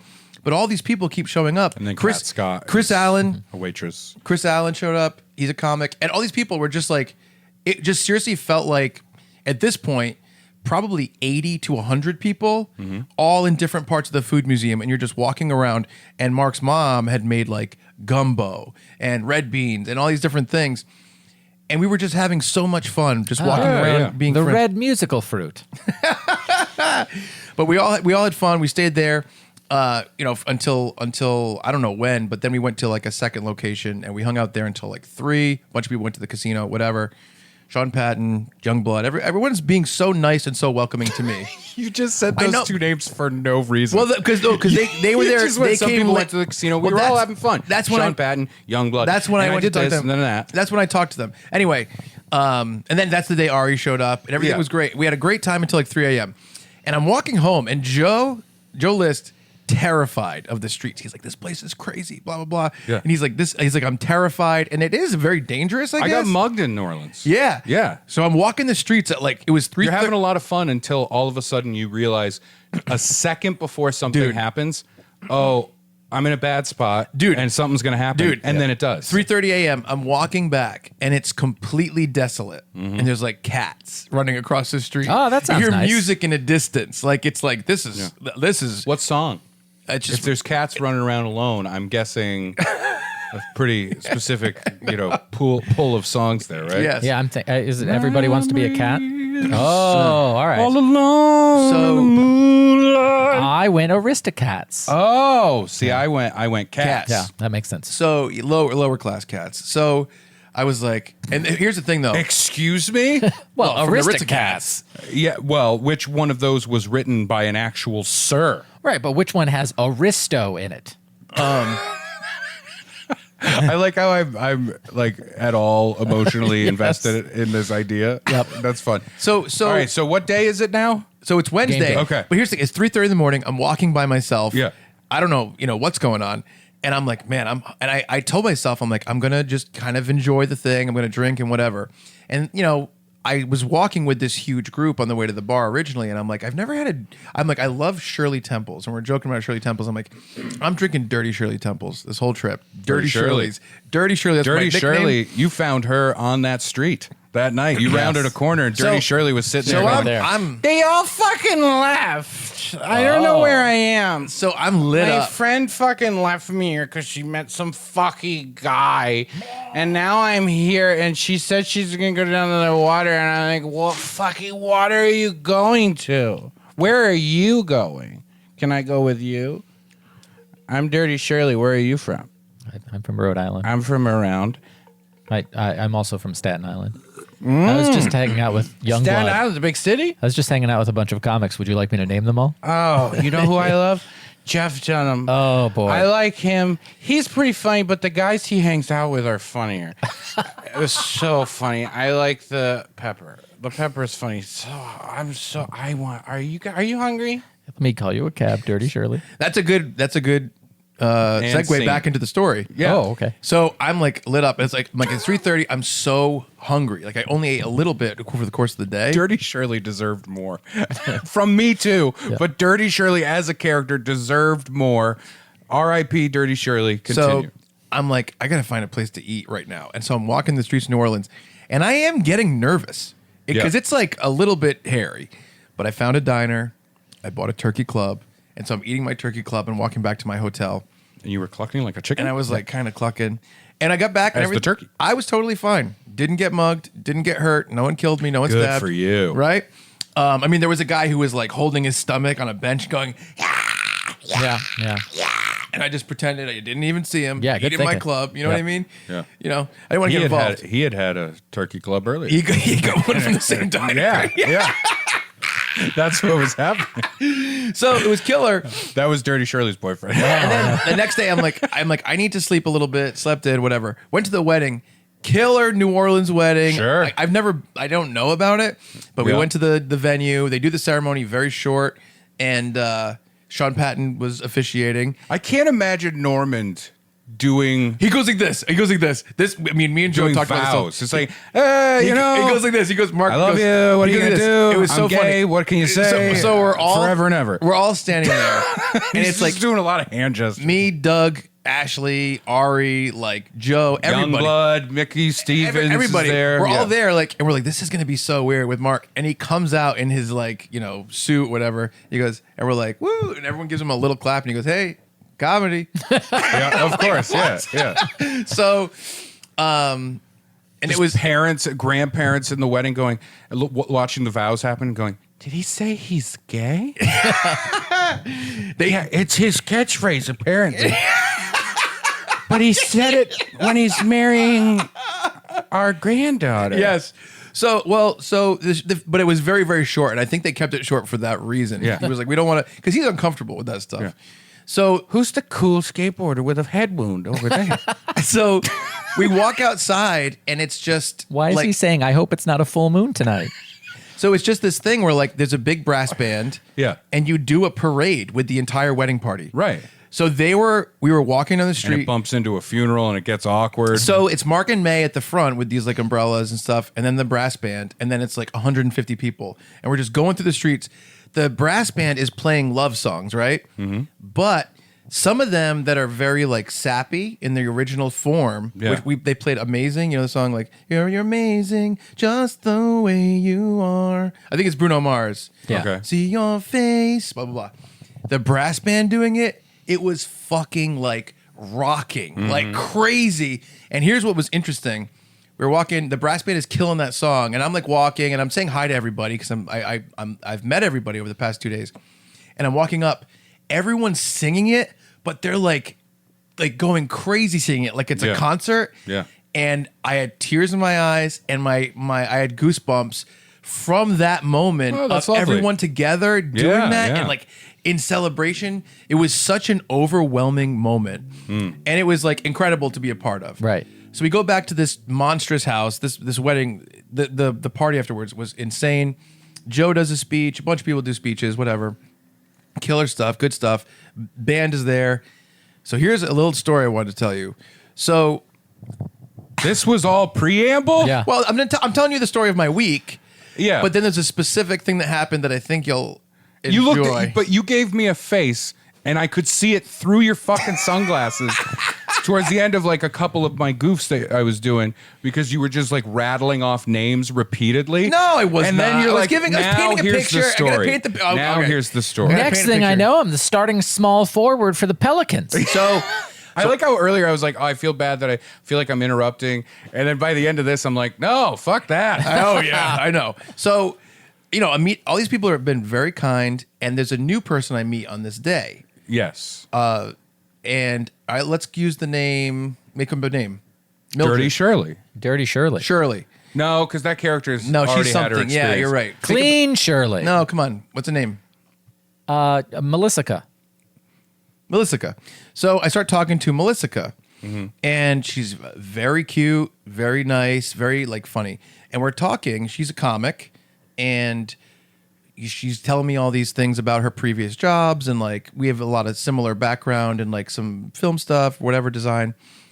And I start joking with her, and she's laughing really, really hard at my jokes, and she's super attractive, and we're getting along. We hang out for like maybe like an hour. We're joking, we're talking, we go on the dance floor, we're all dancing, we're joking around, a bunch of people, having fun, talking about like what I do, what she does. And then I'm like, so you live in New York? She told me about that. She goes, do you live in New York? I said, well, I have an apartment in New York and I have a house in Rhode Island. And she goes, oh, like I used to work at a restaurant in Providence. And I was like, oh, wow. She goes, where do you have a house? And I was like, oh, it's you wouldn't know it. It's Warren, Rhode Island. It's like 15 minutes outside of Providence. And she goes, you're kidding. And I'm like, no. And she's like, my parents grew up in Warren, Rhode Island. Someone in my family owns a house on Hale Street, which is where Christian's house is. That's where we recorded our Halloween episode. So you fingered your cousin at this wedding. So she goes, Someone's cousin. She goes, Delecta's Pharmacy. I'm like, yeah, coffee cabinet. She's like, Rod's Grill. And I was like, oh my God. All Warren landmarks. Yeah. Right. Now let me paint the picture. Very attractive girl, Named Melissa. laughing at my jokes for an hour. We're dancing. We're having a good time. I've had a few drinks. We're talking loud because of the band. Our faces are getting closer and closer as we're talking about Warren. You've been there, right? So, right? Ray? You must Yeah. have felt that way Oh, at hell some yeah. point. Talking about Warren gets me hard. No, but like you're at a thing where you're drinking and there's a girl and you're close and all that stuff. It's been a while. Right, of course. Because I've been married for 13 years. Yes, but you've So- been in this situation. Sure, yeah. So I was like feeling good about myself, and I was like, man, we've hit so many. She's laughed at my jokes. I already mentioned that.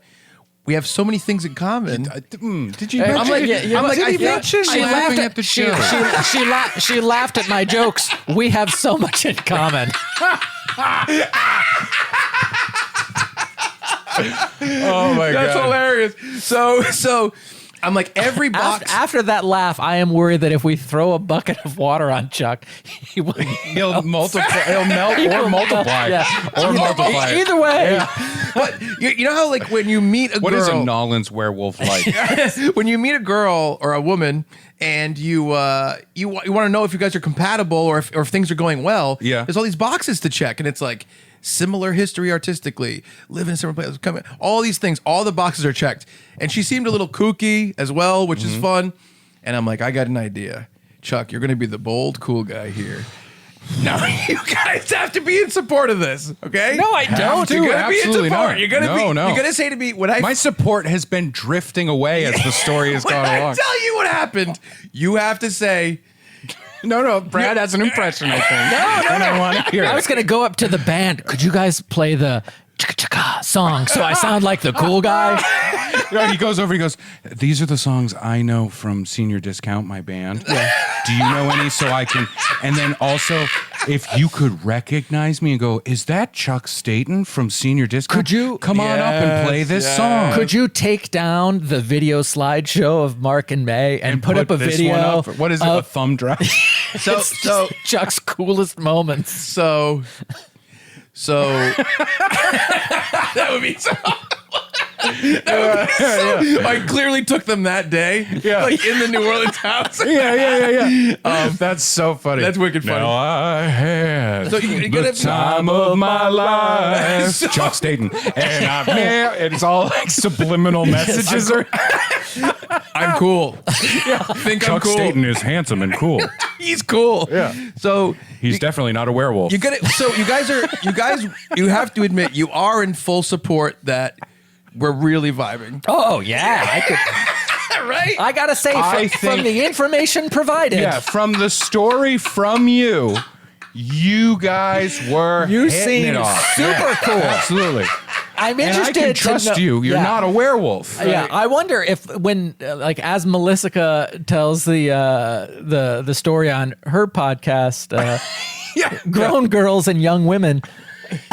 Which is a concern. No joke. It is a concern. So when Melissa tells the story, So he she's just like, keeps talking to he me just for kept an leaning. hour. He had a thumb drive with a slideshow that he made.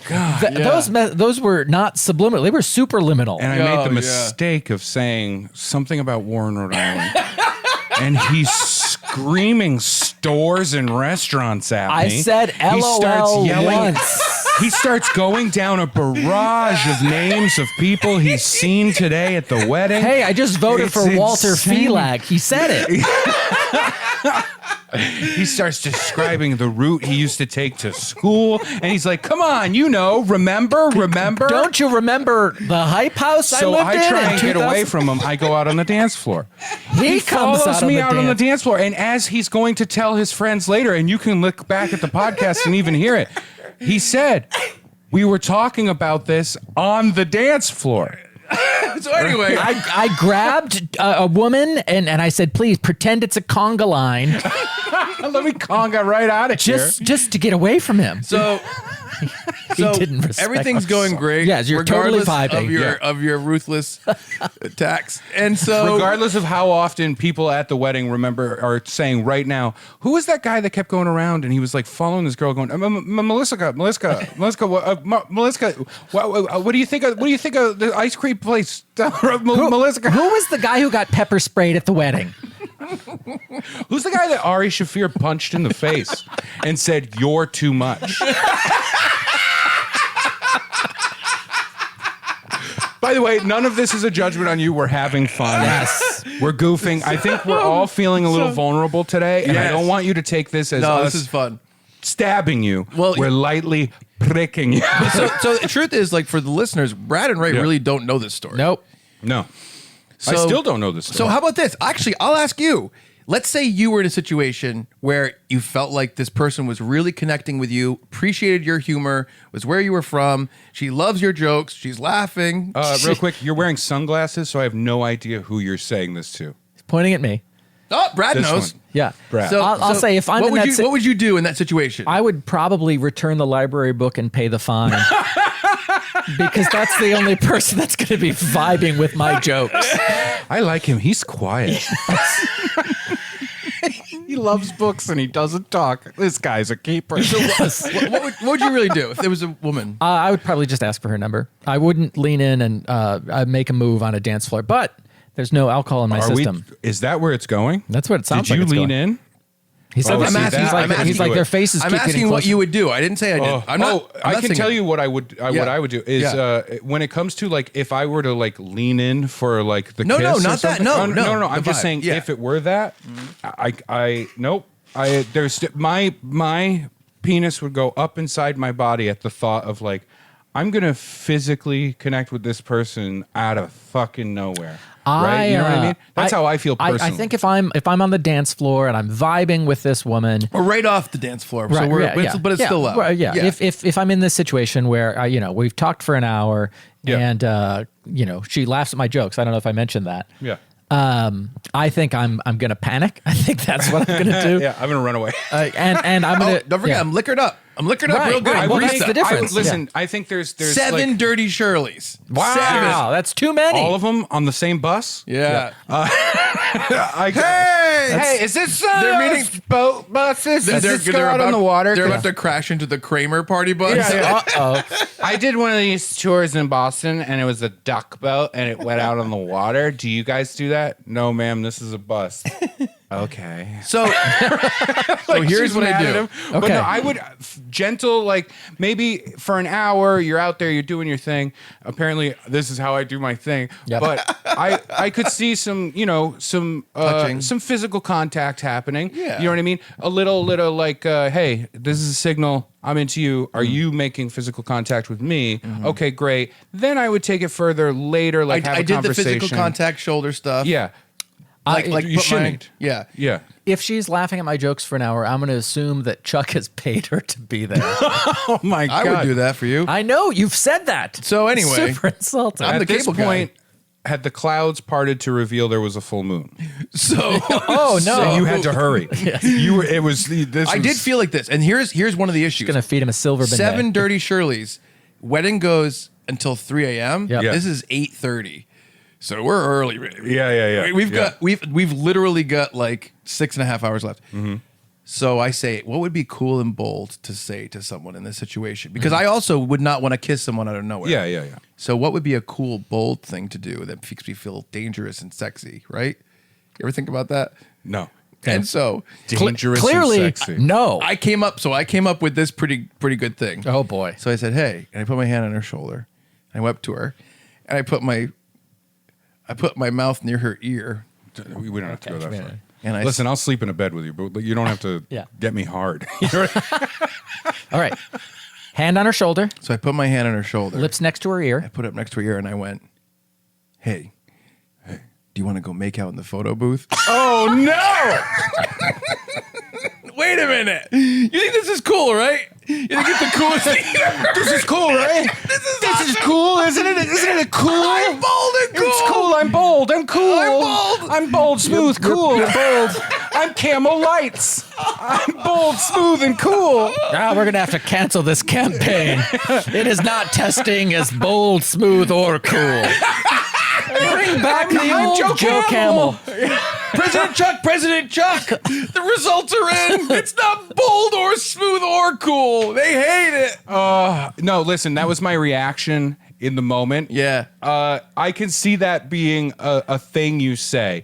It sounds like something I would hear in a movie or a TV show.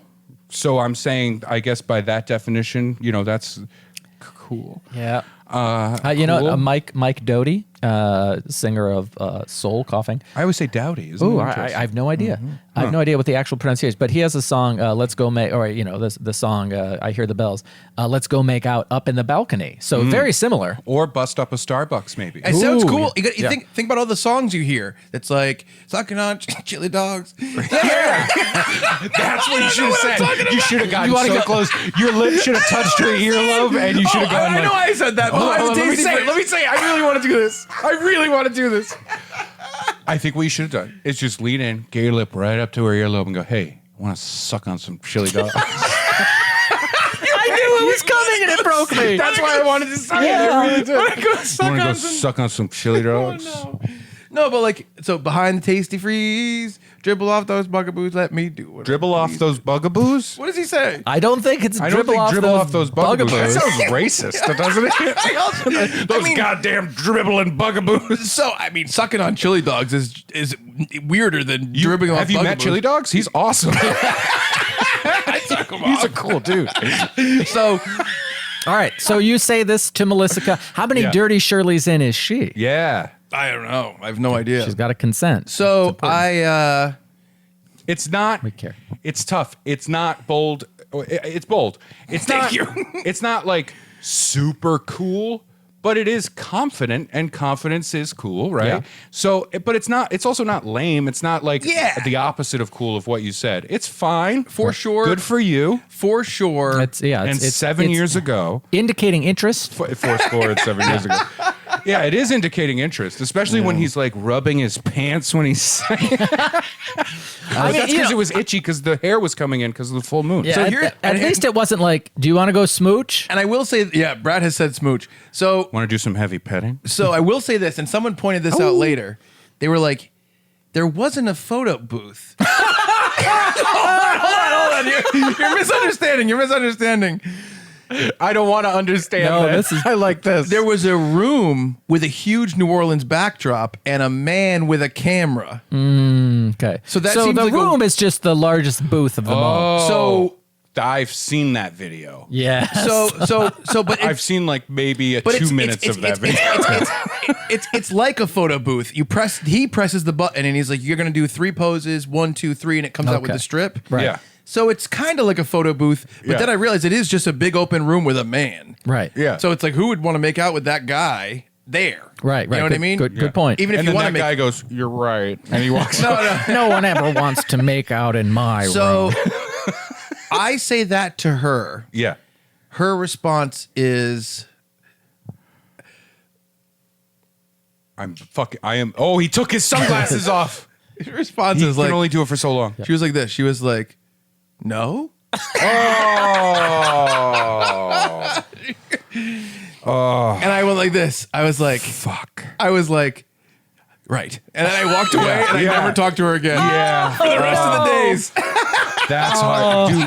Dude, what you just said it went right Yeah. to my heart because I get it. I understand. Yeah. Your moment there. Yeah. You know, it's a weird feeling. Yeah.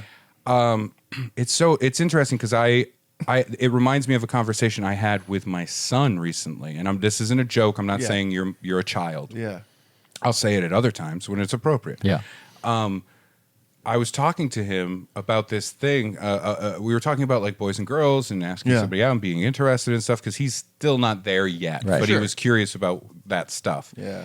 And at some point, I talked to him about this idea of I had to learn right around, I think, 8th grade. Yeah. I had to learn that there was a difference between when a girl laughed at jokes I made or a girl said, "You're so funny," to me. I was young and I thought that means she's interested in me. And I had to learn, no, that doesn't mean that. Maybe you're just being funny. Right. This is And really I tough. grew up to be a fucking stand-up comedian. So It's tough. yeah, and so I had to learn that. And I remember asking this girl out in 8th grade. Yeah. In 8th grade, I was at a Halloween dance. Oh. And I pulled her aside, and I was like, she has laughed at Yes. all of my jokes in science class Yeah. all year. We were in the same foretop of desks, Yeah. right? Yeah. Every day, she's cracking up at my jokes. Yeah. I think one time she even like reached out and did like a little hand touch or something. I think she's into me. Right. And I like her. I'll ask her out. Here I go. Oh boy, I'm gonna do it. Right? Like you did. Yeah. And I pulled her aside and I was like, "Do you want to go this new movie that's out, whatever movie it was?" And she was like, "I already saw it." And she said it that way. And I went, and dumb 8th grade Ray goes, "Oh, okay. What about this other movie?" And I said, "This other movie." Right. Yeah. Stupid. So stupid. And she just looked me dead in the eye and she went, "I don't want to go out with you, Ray." Oh, wow. That's not good. Yeah. And so I would have joined a monastery at that point.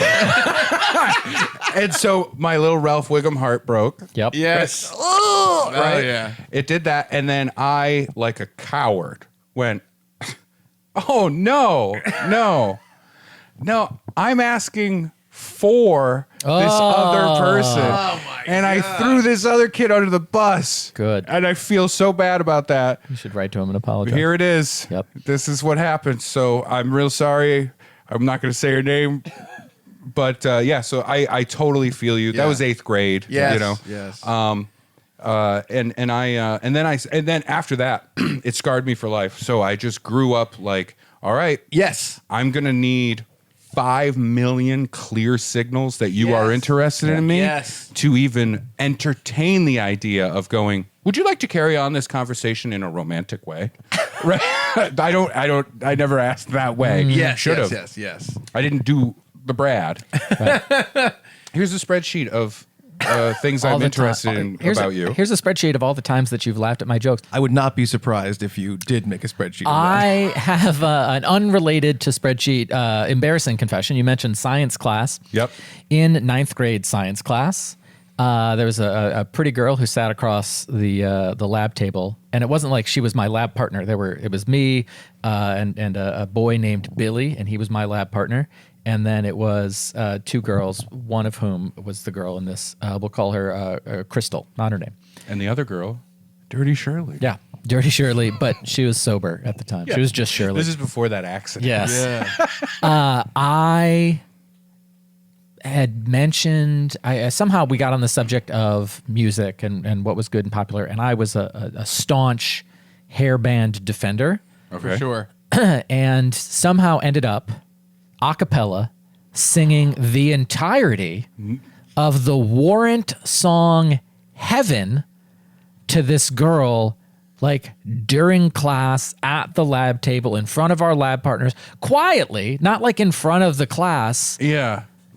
but the entire The whole song. Yeah. At what point when you're making eye contact with her are you like, I've gone too far? I would say line 2. Yeah. And her just sitting there like, And she's like, "You're a very good singer," and I'm like, "Thanks." And I know I'm not. Chuck can attest to that. how does that song go? I can't remember. I don't remember. All I hear in my head is I think it's a different song. Got a picture of your house, and you're standing by the door. Why don't you do chorus? Black. Yeah, I don't know that. Heaven isn't too far away. Oh, okay. Now I know. Yeah. Because all I heard in my head was, "How do you talk to an angel?" That was the or whatever. Heights. That Yeah. was the Heights. You know what song I thought of? If you don't love me, I'll kill myself. Pete Droge. Yeah. I've referenced that in Talks with Women. Came out a little later. You know don't what? love me, You know I'll what kill I myself. heard in my head? Ooh, werewolves in New Orleans. But yeah, that's the thing I Heard a little old lady got mutilated late last night. That's my favorite line of any song ever. So what does he do? He like tears you up. He's like, no. He's gonna request to make out with you in a non-existent photo booth. what do you mean non-existent? What do you mean? Yeah. What do you mean? There's a Well, backdrop. there's a backdrop, photos. right? yeah. No, there's a man. Yes. But seriously, my favorite line to say, I think, of any song is that line from Warren Zevon's Werewolf in London, because I heard it so many times over Halloween this year for some reason. Yeah. That one line, it's such a tongue tripper, right? Yeah. Little old lady got mutilated late last night. Yeah. It's that all is good. L's. I don't think I can do We it. should start saying that before we podcast to Yes. loosen up. Yeah. Little old lady got mutilated late last night. So I took my defeat. Yep. I accepted my defeat from this young, beautiful redhead. Awful. So she just went, no. She went like this. She went like no. She was more like no. Like what a crazy request. No. And honestly, it stung. Yeah. And I was like, but at the same time, truthfully, I don't know this person that well. I've talked to him Right. for an hour. Sure. There's another girl there who was like also like beautiful, and me and her had we had a good rapport. And What I said, about their fucking insides? that's what I'm man? saying. What does a rapport mean to you? That's a rapport. I thought it was a report. I can card. have a rapport with a car salesman. Doesn't mean I'm going to have sex with the guy. Then how are you? So I said how are you to- going to get the car? A hand job. Like I'm not having full on sex. And like they like there's in other words, I don't really know this person that well, so Yeah, it's not like a deep hurt, it wasn't Yeah. it wasn't. But and they like the other person I was talking to, who's really sweet, very nice person. I said to her, I'm like, by the way, I want to tell you. She's like, yeah. I'm like, we're kind of like out in New Orleans on this crazy wedding. Like, if you feel like you want to like fall in love or something, like just let me know. It's no big deal if not. And like that's like a funny that's a way to fun way introduce to it, say it, yeah. Right. which is different than the make out in the Yeah. photo. I booth. do like in my head. You asked photo booth girl. Right. What are we calling her? Melissa. You asked Melissa. She went no, and then you went. By the way, you just listen. Yeah. Well, so That's just a mirror that I'm standing next to. yeah. I'm vibing. No, but there was a lot of people there. So like for the rest of the night, I hung out with the rest of the people that I was already that was also friends with, Yeah. became friends with. Went to another bar. This guy brought a lot of cheeseburgers. Ate a bunch of cheeseburgers. Oh, I like that part. Yeah, it was This guy good. brought a lot of cheeseburgers. Yeah, I know. Very strange. He's like, I know Mark a little bit. He's like, I brought 200 of my cheeseburgers. I have a cheeseburger place. Oh, that's Chili Dogs. And he's like- he's cool. Yeah. Chili Dogs is cool. He brings cheeseburgers fucking everywhere. so. You know how you pay 'em. So we had fun at that second bar, and we hung give you out. one. And I'm like talking to like Doug Key's girlfriend Ashley is wicked nice, and I'm friends with her. And I was like, hey, what do you think about this? And I told her the story, Yeah. and she's like, oh, and I'm like, do you think it's bold and cool? She's like, I think it is bold and cool. I think it's fun. And I'm like, that is fun. And I Wait, was how trying did you ask her? Does that sound bold and cool? like, doesn't that sound bold and cool? Like, like I was crying. yeah. Like, That's With when she goes, desperation. It is bold and Later- What did you say? Cool? Yeah, cool. Later, then, like- she's like taking her earrings out, and she's like, "I just felt like I had to tell him it was cool." He seemed like he was Everyone at else, the I end. talked to tons of people at the wedding. Everyone else only would agree that it was bold. No one else would agree with the cool. You're going around to every single person. Yeah, yes. But again, same group. Ting, ting, ting, ting, ting, ting, ting. Listen, congratulations, very happy, beautiful, and all that. So if you were to say to someone, don't you think this would be bold? And get your hands off me. Don't you think? No, I have the microphone. I have a right to be here. I have a right to say this. This is get the minister. Don't you think this is bold and cool? So anyway, still had a very fun night after that. It was, I was hanging out with everybody else, and there was a ton of people that were also fun and engaging. Yeah. And that was the night where like I went home probably around like 2, and then I had to get up really early, and that's when I flew home. Yeah. But the whole week, awesome. I seriously probably met like I'd say at least 15 new people that I really, really liked. That's great. Great, yeah. And they were all very welcoming. All the comics were welcoming. Like I had a ton of fun with Joe and Doug and everybody. And it was really a great time. Yeah. That little thing, sometimes that would send me into like a tailspin of like deep depression. A tizzy. And that didn't. Okay. Only because there were worse things going on that were way more all encompassing to me in my Right. dating life. Oh, okay. You know what I mean? Oh, all right. But there were, I thought you meant like Hurricane Katrina. Or No. So the whole New Orleans trip was awesome. That's great. And then, like I said, got up at 8:45, flew all day. Yep. Got back, went straight to Christian's house, my drummer of the band. We had to practice that night. Stayed there till like 12:30 at night. Went home, fell asleep, woke up, practiced again. Head to the Pilfer show. Senior Discount played a show with the Pilfers at the Met in Rhode Island yesterday. We had to be there early at like 5. That was a fun night. Yeah. We haven't played in a long time. I felt like we played better than I expected after only 2 practices in 2.5 years. I was very happy with the set. We talk. I know Ray's never seen the band, which is really interesting. No, I have not. We talk a lot. We do a lot of funny stuff and banter. Yeah. And I think all of our stuff hit really well. Yeah, it last was very night. funny. Yeah, the crowd was like cool. And so the lead singer of the Pilfers is this guy named Cooley Ranks. Is he like? What would you say he is in terms of like there's a Jamaican influence on the Pilfers, right? Yeah. And I said to him, I was like, who's excited for the Pilfers? And everyone's cheering. I'm like, Cooley Ranks doesn't like to admit it, but we are related by marriage, blah, blah, blah. And he mentioned it in his set. Yeah, later he came up. He's like, I want to thank the other bands. We couldn't do this without them. All the stand-up comedians we had up here. You know what? We are related. I'll admit it. I love that he did that. Yeah. Cooley's. It's funny. Did you ever play Grand Theft Auto 4? Sure. Do you remember Little Jacob, the guy that like he gives you all these missions? No. It's been a long, He's long like a long main time. character. Cooley Ranks voices him. Oh, that's cool. Yeah, and I brought my copy of Grand Theft Auto 4. It's a Cooley, I'm excited, yeah. yeah. And but the whole thing was very fun. Again, I drank, which I don't drink. I don't drink, but this whole week I drank, and I got super drunk at the show after we played, of course.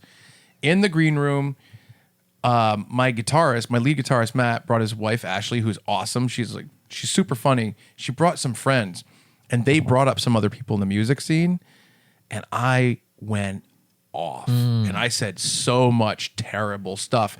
All true. I didn't say like this person's a piece of shit. I said like this is so it's all true, but I usually keep that stuff inside. Yeah. So I went on this tangent. I was like, I feel like there's going to be a shitstorm coming my way at some point. I mean, this is going to bite me in the ass somehow. And there was, some people there that annoyed me throughout the night, annoyed Brad.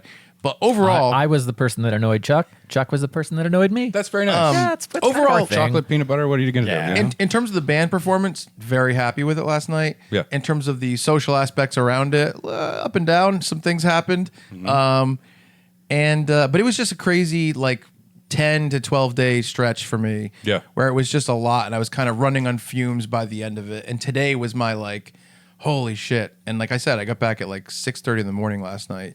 Yeah. And slept for a little while, then you guys came over and we started to do this. Yeah. But yeah, so my week was just a lot to it. Yeah. All right. And now I will spend an equal amount of time telling you about my week. Okay. Here we go. You already did, I thought. What about your boy band thing? So that was Monday. The same day that we recorded, too. Yes. Tuesday, I get up. Uh-huh. It's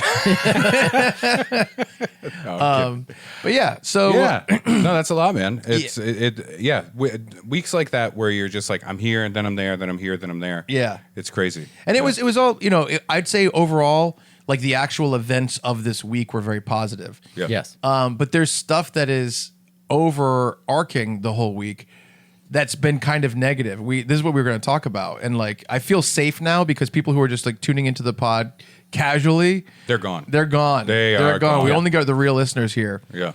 And so I feel I'm going to open up about this. We talked about this. I was like, should we talk about this? And, I've been dealing, and I told Ray, we had like a 2.5 hour conversation about this.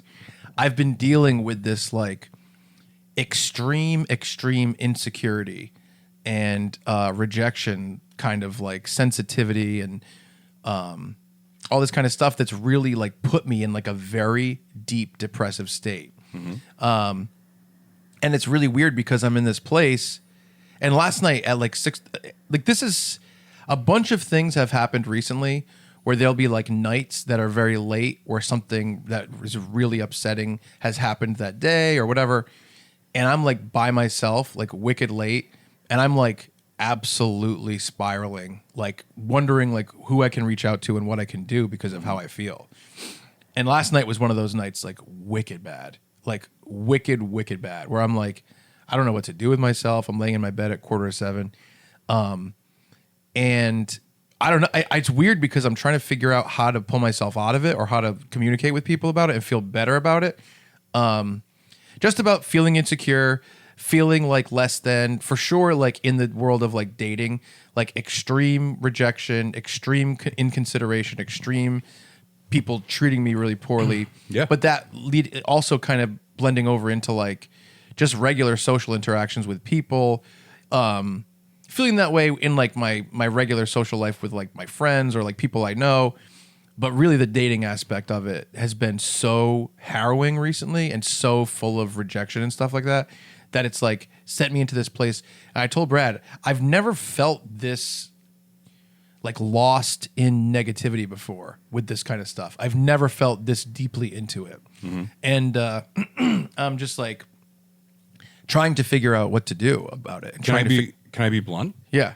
Well, first off, I would say drinking's not helping that situation. So if you feel that way, like getting drunk doesn't help it. You know what I mean? I'm not trying to be that guy. Like, Yeah. I'm not Rachel Lee Cook smashing an egg with a frying pan about drinking. Yep. But I'm just saying, like, it does not help that situation. Yeah, right? and I don't really drink. Yeah. And this week was the New Orleans stuff was more like, That's different. That's a, And I'll drink at a wedding. I'll say this because I know Mark will never see this. There was like a whole thing with Mark's bachelor party. Someone's going to tell him this, but I don't care.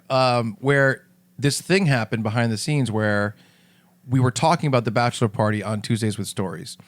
And he was like, what should we do for the bachelor party? Because sometimes our bonus episodes on the Patreon are very like casual. And I was like, let's get a house. Let's get a house by a lake and we can go on like, you can rent jet skis. We'll all just hang out. And we're like, that's the idea. And then time moved on. And, Mark is kind of he's all over the place sometimes. And I never got invited to the bachelor party, even though we kind of planned this on the podcast and talked about it. And that's what they ended up doing in Florida. And by the time that it was coming, it was really like I was ambiguous and I was feeling very uncomfortable about like, I'm like, am I invited? Is Mark the type of person that's like, doesn't really think about it? Like, what's the deal? And then Joe talked to me one day. He's like, so the bachelor party's next weekend. I'm like, yeah. He's like, you're coming, right? And I was like, yeah, sure. Like, I mean, I haven't talked to anyone and I didn't even know who was planning it. It wasn't Mark's best man, who was his brother, which is the typical person that plans it. Right. And I was like, oh, like, yeah. Like, and then I left that day and I texted Joe and I'm like, hey, like, just, if you can, just like talk to Mark and see what the deal is. I just want to make sure. And then Joe texted me back and he's like, hey, I just talked to Mark. I'm really sorry. Like, you're not invited to the bachelor party. He's like, a bunch of like basically some people that were invited ended up being like, hey, can I bring 2 or 3 more people? And everything got kind of like packed really quick. And I think there was already more people than they expected. And now it's like the week beforehand.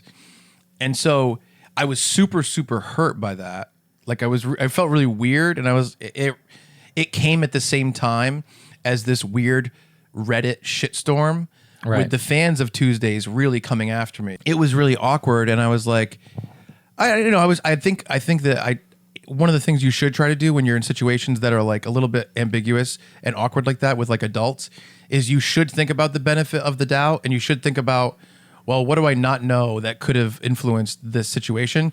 And is it just like, well, they had this many people and then these 3 people ended up bringing 5 more people? A bachelor party is so complicated. Yeah. It really, really is. And there's so many different social elements. scenarios that you have to deal with, and a lot of different webs of social connection that you have to consider. Yes. And so I would, it's tricky. Like bachelor parties are really difficult, especially destination ones. Yeah, are fucking impossible. Let me check my bachelor party spreadsheet.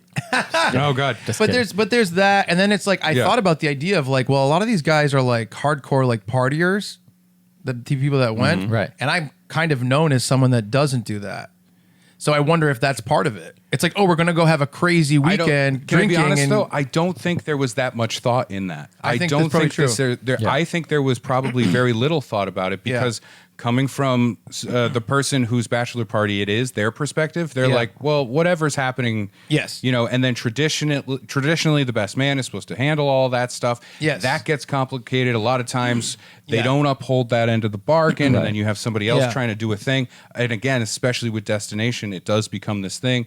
And then you've got like that thing of like, but my, bride to be's brother's got to be there, or the uncle's coming for some reason, or like all of those things. Yes. And I don't think there was ever a moment where Mark or Joe or whoever was looking at this going, Chuck Staten, and like, I know. He stinks. Yeah, I don't think there's that. I hope so. But it's weird because it fits into all this insecurity stuff, and it's really tough because you already deal with that when you are working in like entertainment, and I'm working with these different people that are at different levels of income, social status, fame, whatever. That already is like an interesting thing to kind of try to wrestle Navigate. with. Yeah.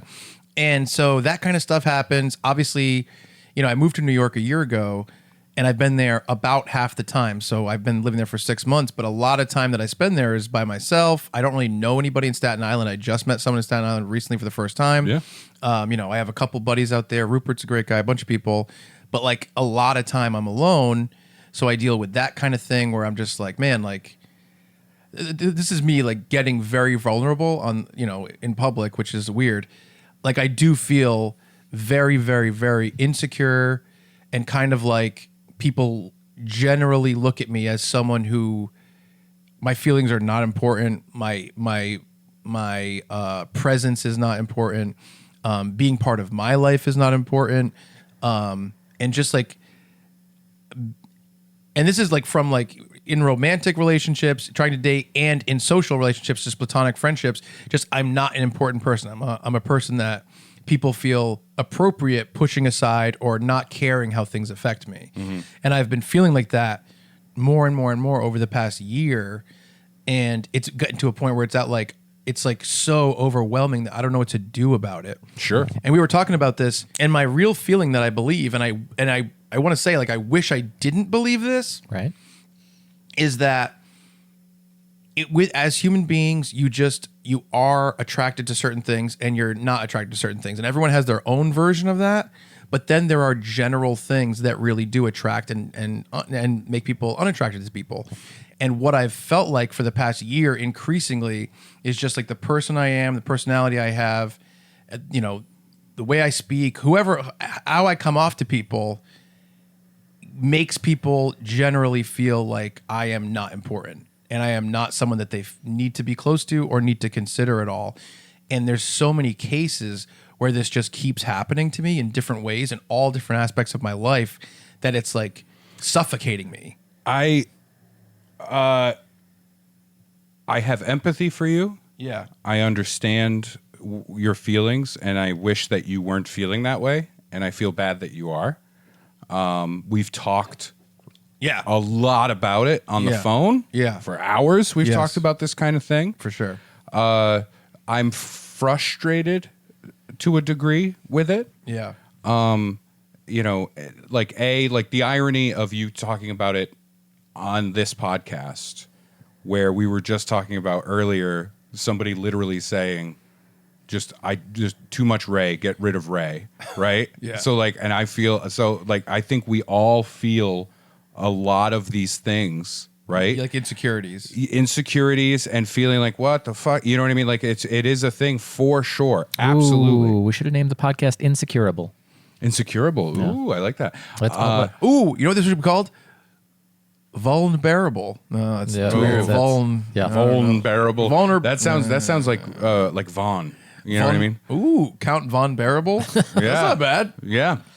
You're gonna get sued by Walt. Yeah, that's true. But you know, so there's that part of it, right? Where I think we all feel these things. I think we're all sensitive boys. Yep. We've talked about this before. Yes. You know, like a silly aspect of it is me feeling like a little bit of like, oh man, Chuck gets to tell everybody his vulnerabilities and insecurities, so everybody's going to write in and be like, no, Chuck, no, it's great, everything's cool. No. Meanwhile, I just have to suck my own shit down my asshole and up through my mouth because people say all this shit all the time. I'm just upset. And I don't bring it up, and I don't bring it to the podcast. Yeah. And so it's like whatever. I'm not outwardly narrating my own insecurities, but that's its own thing. But what I will say, and this is a very real thing. Don't get mad at me. Don't get mad at me. Where are you on a horse? Yep. Giddy up. Ow! Yeah. The horse talks. That was me sticking my spurs in Brad's side. But you very openly are casually dating multiple people, correct? Sometimes. With different people that you're dating, Yeah. and keeping things casual and not being serious, Yeah. comes over time a backlog or examples, or like you were saying, I feel these examples of rejection or insecurity come those kinds of things, right? If you are romantically interacting with a whole bunch of people, the odds of rejection, the odds of situations where things don't work out, the odds of someone ghosting you, the odds of all of those things, if you are diving headfirst into casual dating, that casualness comes back at you as well. Does that make sense? If you're going in like, hey, just having fun, sometimes the fun isn't fun. But I kind of feel like it almost, I mean, the truth is, basically the truth is, just for people who are listening, is like I got out of an 8-year relationship about a year ago right now. Yeah. So like I haven't felt super ready to jump back into something serious, essentially. Yeah. Which is normal. But I don't think here's where it doesn't matter. Like I'll give you a great example. And this is very odd for me. So I've been on dating apps for like a year, you know. And I basically never match with anybody. Like it's very, very few people I match with. Right. Last Saturday, and Brad can attest to this, really strange, really cute girl named Mildred matched with me on Tinder. And she was really cute. And I was like, oh, that's interesting. Very age appropriate, like 30 or 31. And I was like, okay. And she starts messaging me immediately. And she's like, hey. And she's just casually talking to me. And I'm like, oh, she's nice. And we're at Comic-Con. We're kind of running around getting our panels ready. And basically, she's like, what are you doing today? And I explained it to her, and she was telling me about what she does. And eventually she goes, she goes, you want to take this off Tinder? And she gave me her phone number. And this is in like 2 hours. We start texting. She goes, I'm going to shoot my shot. Do you want to get drinks tonight? I said, sure. And at that point in time, I knew I had to interview Jason Lee and Ethan Suppley. And then we had to be on this podcast that was live at Rhode Island Comic-Con. And then we had plans to get dinner with our friend Michaela. So I was like, I could be around like 9:30, 10. So around 9:30, 10, I text her. I'm like, hey, like, and I told her that. And she's like, all right, cool. Text her then. No response. And like I text her, I'm like, hey, I'm around. Like, everything cool? Whatever. No response. 5 a.m, she texts me and she's like, oh, I fell asleep last night. So I want to be understanding. I'm like, okay, okay, whatever, that's fine. Then I'm like, do you want to hang out on Monday night? And it was after we were going to podcast. We podcasted till 6:30. I'm like, I'm podcasting till 6:30. She was like, sure. We start texting all during the day Monday. She's texting me while I'm podcasting, and I'm, whatever, getting it. 6:30, we finish podcasting, and Ray goes, hey, Chuck, do you want to go outside? I'm going to smoke a cig or whatever. And we talk. You wanted to talk to me, and we just be like, after the podcast, we just kind of be like, oh, this was good. This was fun. Yeah. Let's do this. Let's get rid of Brad. Did you get these stickers? Whatever. Yeah. Just dumb stuff. Yeah. And I'm like, oh, I can't. I told you I can't. I have to get in the shower. I'm going to go on this date with this girl. I text her. I'm like, I'm all done. And then around 7, I'm clean now. I was like, hey, what's up? How you doing?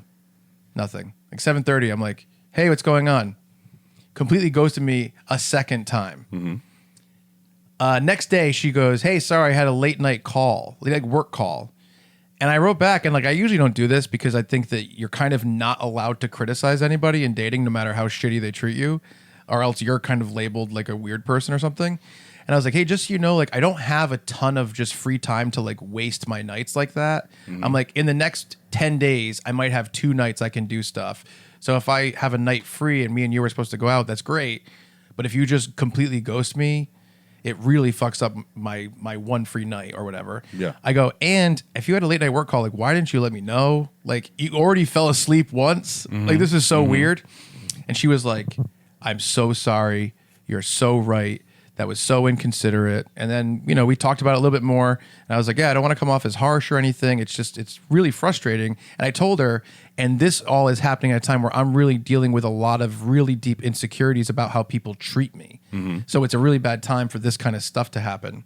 And she's like, it's not harsh at all. I totally understand. I appreciate the opportunity to make it up to you, which is a little bit formal and weird, but whatever, that's fine. So we talked this week. I come back from Louisiana yesterday. I have my show. I text her yesterday. I'm like, hey, I'm back from Louisiana. She's like, oh, I saw all your pictures. It looks like a lot of fun. I go, my band has a show tonight. Do you want to come? And she goes, I'm free and well rested, with a smiley face, referencing the fact that she fell asleep. We text all day. She's like, I got to find something to wear. And around 5:30, she's like, okay. I'm like, what's your, I'll put your name on the list. Why don't you come between 8 and 8:30? That's when the doors are. She's like, okay, I'll be there. 8 o'clock. I'm like, hey, by the way, no rush. Get here whenever is comfortable for you. 8:30, I'm like, so just let me know when you're here. 8:50, I'm like, well, I actually, those are the only things I said. She, for some reason, her read receipts are on her text messaging, so I can see that she read the text. Completely ghosted me a third time in 6 days. Yeah. After we had a big talk about it, and she apologized profusely. Yeah. And I explained all this stuff. This person has no idea about casually dating or how serious I am. Do you know what I mean? Yeah, but let me say this. Yes. That should not be a reflection on you in any way, because I have multiple things to say about this. Sure. Online dating app stuff in 2022 is garbage trash, and it's hard and it's difficult with anyone with any dating app. It sucks. There are shitty people that just waste time because they're out fishing and seeing what's going on, and because they have this person that they're really interested in, but I'll fuck around over here, whatever. Breadcrumbs. There you go. Breadcrumbs. And you are literally talking to, you're putting yourself out in the World Wide Web. You're just here you go, world, who's out there? Yeah. You're talking you are in a room with 1,000 other people, and it's pitch black. You can't see anyone, and you're just yelling into the air until somebody goes, what? Oh, over here? Okay. That's what dating apps are, right? I know. You don't know who this person really is. You just know the little bit of conversation you've had with them, like some fucking AOL instant messaging kind of situation. I know. And you just don't know. And there are people that just suck at this stuff. This girl, let's say she's actually who she is. Let's say she's actually who she's presenting to be on your telephone. We don't know that. We can't prove it until she shows up and goes, hey, it's me, the girl from the phone, right? If even that is true, that she is who she says she is or purports to be or presents to be, she could also be just a completely inconsiderate person who doesn't view other people's stuff or time as important to her. And you don't know what she's like because you're only talking to her that way. And a lot of times, people that are terrible with interpersonal stuff end up constantly like in a revolving door of people, because once someone gets to know them, they're like, oh no, and push them away. You know what I'm saying? I think that so. It's a tricky situation to be in. You can't take a situation like that and then be like, this is a reflection of what's happening to me. What's hard for me is that this stuff happens so consistently. Like, it's like 2 weeks ago, I was supposed to go out with this girl that I talked to for a while, completely canceled last minute. And like me and Brad even talked about like the day that was happening. Right. And we were just like, yeah, so she's probably going to cancel. Like, that's just how people treat me. Right. And she did. I agree with everything you said, except one word in your sentence. That's how people treat me. That's not how people treat you. That's how some people treat everybody. You know what I mean? I don't internalize shittiness in that external way. You know what I mean? It's really hard to feel that way. Of course, because it's your experience. You're experiencing. Well, you wonder.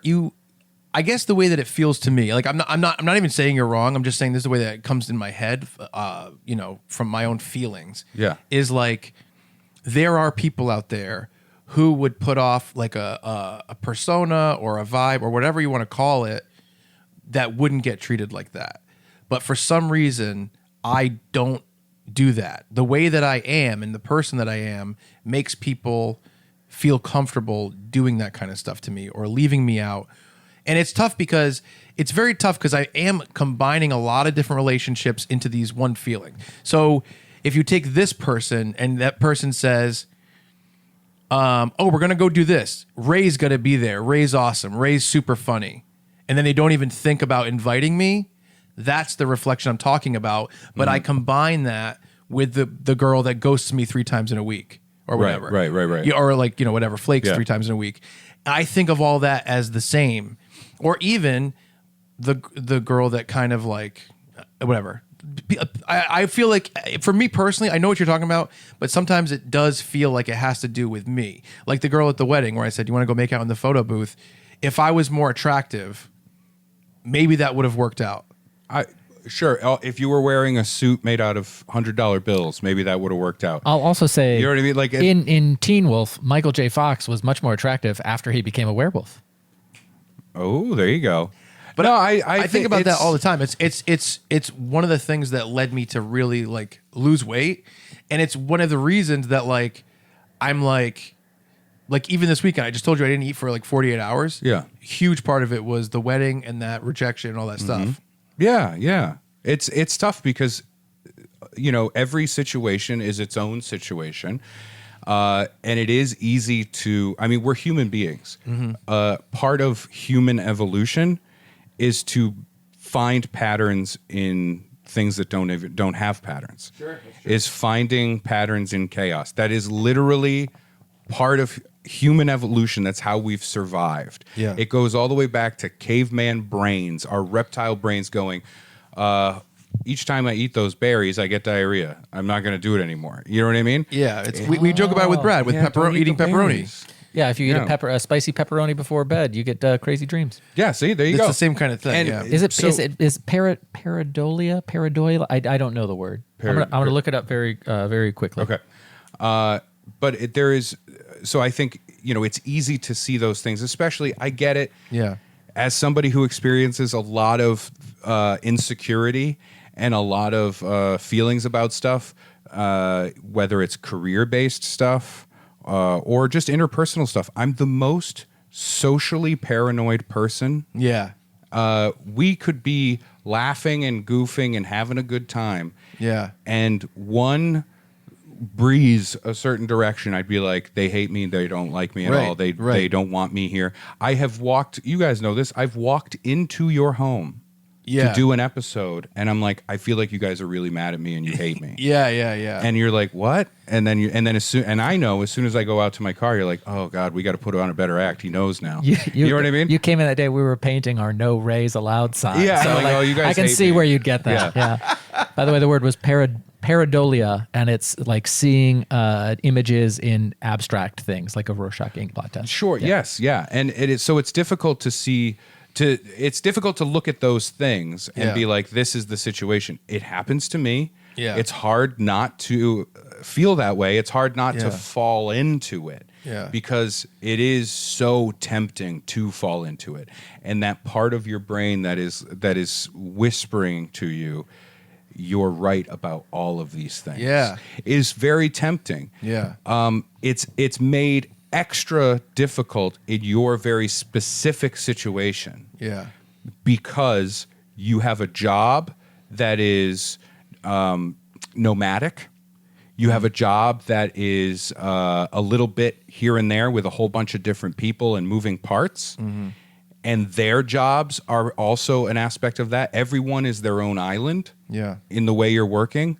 You know, I get that as a comic. I'm my own island. You're your own island. You're your own island. Everybody's I'm doing their thing. Stuck to Yeah. a landmass for the time being. It's a peninsula. Yeah. You're a peninsula. You're about to break away. You know, they're sawing me off like the end of Zombie Zoo. Yes, and so I think it that makes interpersonal stuff really difficult for people in this kind of work environment. Yeah, it's for really sure. hard. Yeah. You know what I mean? Because you can't say like, oh, that's Nick, and we go to Applebee's after work on Thursdays every Thursday, you know, or whatever it is. Yeah. And because they're also nomadic and know 1,000 people, we're in businesses, you and I, Yeah. and you soon. Once I'm telling you, once they approve your OnlyFans, you're gonna fucking take off. It's they keep saying it's too gross. I know they keep coming back with that rejection. You want to talk about dealing with He's like, rejection? I haven't even sent them any naked pictures Yes. yet. Yeah, It's just well, a I keep profile. telling you, stop sending physical copies of your demo reel. Yeah. You know? So he's got blank DVDs, all handwritten. Another envelope. Oh, gee, I wonder who this is from. Yeah. Oh. So I think, you know, all of that nomadic stuff, everybody bumping into each other. Yeah. We are in industries where we have a million friends, and all of them are like, I see that guy twice a year. I see that guy once every 4 years. Yeah, I know. Every 4 years? Are you really Oh, I would jump in front of a bus for that guy. Yeah, like yeah, I yeah. have real close friends. Yeah. I see like every 2 years or something when I'm in that area for work, or they come to the East Coast or whatever it is. Yeah. That part of it is there, right? Yeah. So you have this very wishy-washy thing. You can't really nail down relationships. Yeah. I deal with it too, where the group that I had for so long has broken apart. It's all evaporated because we either start doing our own things, or People get older, have families, whatever. yeah, or they drift away from comedy, or you know, move away, or whatever the thing may be, right? I used to have like this real, there was like 8 or 9, 10 people, and that it was like we are a group and we see each other every fucking week. And in comedy, that's very rare unless you live in New York or LA. And that has changed, and I feel more alone than I have like the past few years. Yes, COVID was in it too, For sure. but I've felt more alone than I ever have, and like that's why this fucking podcast is so important to me, because this is a route where I can say I have these two other guys, Yeah. and we make a thing Yeah. every week. Yeah. You know, we make something good and funny. And there's a community. Just not this week, but next week. And no, that's And we had a joke. lot of funny. We did have a lot of funny. Yeah. Some would say too much. Yeah. Some would say small doses of Ray are the best. Micro doses. Micro doses. Yeah. Micro doses of Ray. I want you to continue, but I do have thoughts and feelings on this topic. Please, for yeah. Chuck. I don't want to monopolize No, the whole it's thing. I think all of us want to be in the years ago T-Mobile, the cell phone company. Yeah. I know what you're gonna say. Did the 5. Yeah. And you could, back You just said MySpace too. yeah, back Yeah, when top MySpace 8. top 8. You wanted to you'd have your most frequent calls, and they'd be in your T-Mobile 5, and calls and texts were free to those people or whatever, because cell phone plans work differently at the time. And you want to be in everyone's T-Mobile 5, and that's impossible. you want to be in everyone's MySpace top 8, also impossible. Fucking Tom. And part of it is finding the people that are in your top 8. And it's up because I know you also want everyone to be in your top 8. You want to be friends with everyone. Yeah. Even people that I'm like, hey, Even Hitler. yeah. And I'm like, hey, that guy just did a genocide. And you're like, yeah, he's a good guy. Did a genocide. I remember when he said- he liked Jurassic World. Remember back in 2012 when he was like, give Coney a chance? Yeah. And I was like, Chuck, What has he no. got to say? Yeah. He's great. He's great with kids. Sorry, child soldiers. Yes, but the kids. So you want to like everyone, and you want everyone to be close all the time, and not everyone views the world that way. And so I recognize that you're like, but that's how I view the world, and it's hard because it doesn't mash, or it doesn't mesh with other people's. We've had friends who have gotten married and had kids, and those kids take up their time, and we don't get to hang out with them anymore, and that sucks. Sure. And that's really hard. I'm very understanding of stuff like that. Stuff like that. Stuff like Yeah. my buddy Lou is like one of my best friends. He Yeah. continues to be one of my best friends. Lou Bega. And yeah. And it's weird because like he had a lot of women he was seeing. Like, let me try to think. Little Veronica. There was Rita. Yeah. Monica. Yeah. Not was yeah, Veronica involved? yeah, I know yeah. Monica was. He Rita. he wrote a couple songs. I did. heard Mambo's number 1 through 4. Didn't hear if he made more any like more after that. Mumble number 4. No, but like Lou, Lou is a close friend of ours, and he Yeah. moved to Austin. Yeah. With his wife Laura, who's also my friend, and Lucy, his daughter, who's great, and like that kind of She's stuff. a friend too. Yeah, she's a friend. She's a bitch, and I can say it. No, I'm just kidding. I don't even know who this person is. It's So- just funny the idea of saying it about a child. So the idea of like that kind of stuff, it's always like pretty like understandable, but like there are a lot of, and I'm not getting into it specifically, but Right. like your whole thing about feeling alone and not having a group anymore when you had one. I had such a powerful group in terms of spending Captain America, Thor, no, in terms of like doing creative projects together on top Professor of Strange. on top of doing like a lot of things Yeah. together. And Yeah. Brad eventually became part of that group. Right. And then that group slowly got chipped away by people's really shitty behavior and stuff like that. Like again, some of them Yeah. did just get And a lot of get it is respons- life. That's the hard part too. Is how do you differentiate between relationships of a certain person and how they act, Yes. versus a certain person in the time of their life that they're in. You know what I mean? It's really difficult. We're coming is. to this at a time. Yeah. Right now, as of recording, I am 39 years old. Yeah. How old are you? 38. 38. 106. It's okay. Yeah. Show them your social security card. 4 numbers. 4. Not even a dash. It's handwritten because they didn't have machines that used movable type. It was before they invented the dash. Yeah. Pre-dash. I think that's another part of it. Yeah. Again, it's hard to divorce that from everything else. Yes, it is. But like as time moves on and these things fall away. Yeah. And it's like I look at my family. Mm-hmm. It's a small family. My mother and my grandmother are the only 2 left in my tree. Mm-hmm. Neither of them, like my mom has like some work friends. She has some friends that she keeps in touch with. Yeah. But she doesn't have like pals. You know what I mean? When we lived in Connecticut when I was very young, she had a best friend and things like that. My grandmother, it's difficult because they all Age, moved. yeah. Yeah. And age is a big thing. But I think of that, like I think of, elderly folks that, odds are don't have pals and buddies that they hang out with, because I think over time, maybe elderly was the wrong pull here. Regardless, over time, your social circle gets smaller. Yeah. Because your life stuff Gets gets in the picked way. up way more. When I was in college, I had nothing else to do other totally. than fucking have friends. Yeah. I totally- I was a professional friend. Totally. I completely agree with that. Yeah. And I know that the life Oh. stuff is a thing. I think I was a prostitute. Oh God. So many friends. So generous. So many friends that owe me money. Oh, I like that They owe just, me so much money. I like the idea that you just had sex with them and they thought that you were a prostitute. Like they were just paying you and you're like, these guys are so generous. I like that Oh idea. yeah. No, they're super cool. Anytime I had trouble with my rent, somebody come over and fuck me. It was great. So, yeah. But no, that's a real part of it, and it's difficult. It's tough because I think for me, I completely agree with you. And I Yeah. think that is a big part of it. And the And life we've stuff. talked about that before. Yeah, for sure.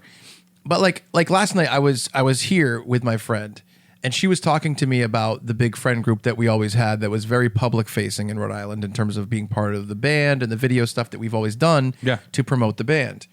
And she was like, "Oh, I was always so jealous of that, like all these people."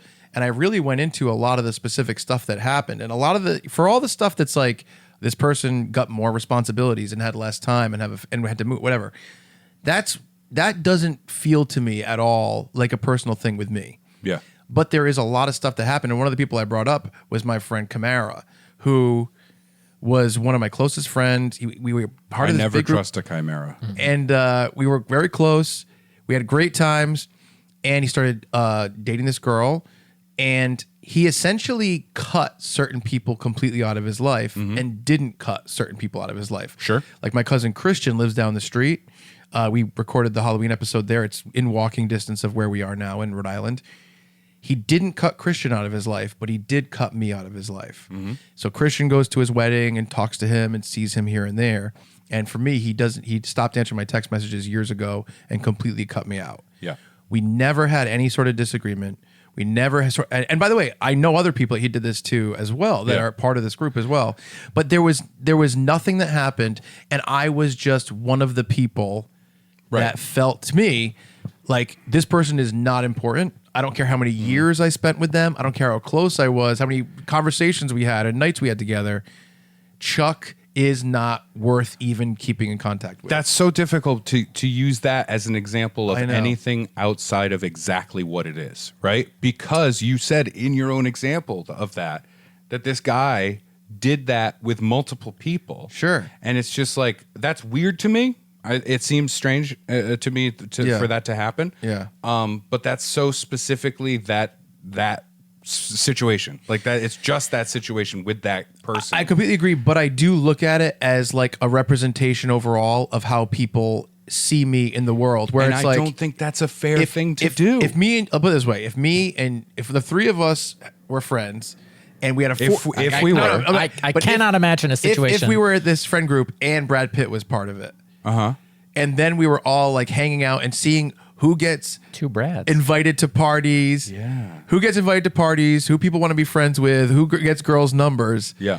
You know that in that hierarchy, that Brad Pitt would be up at the top. But see, Chuck, you're conflating so many things in one thing in that moment, because you just said like who would want to be friends with him, who would give him their number.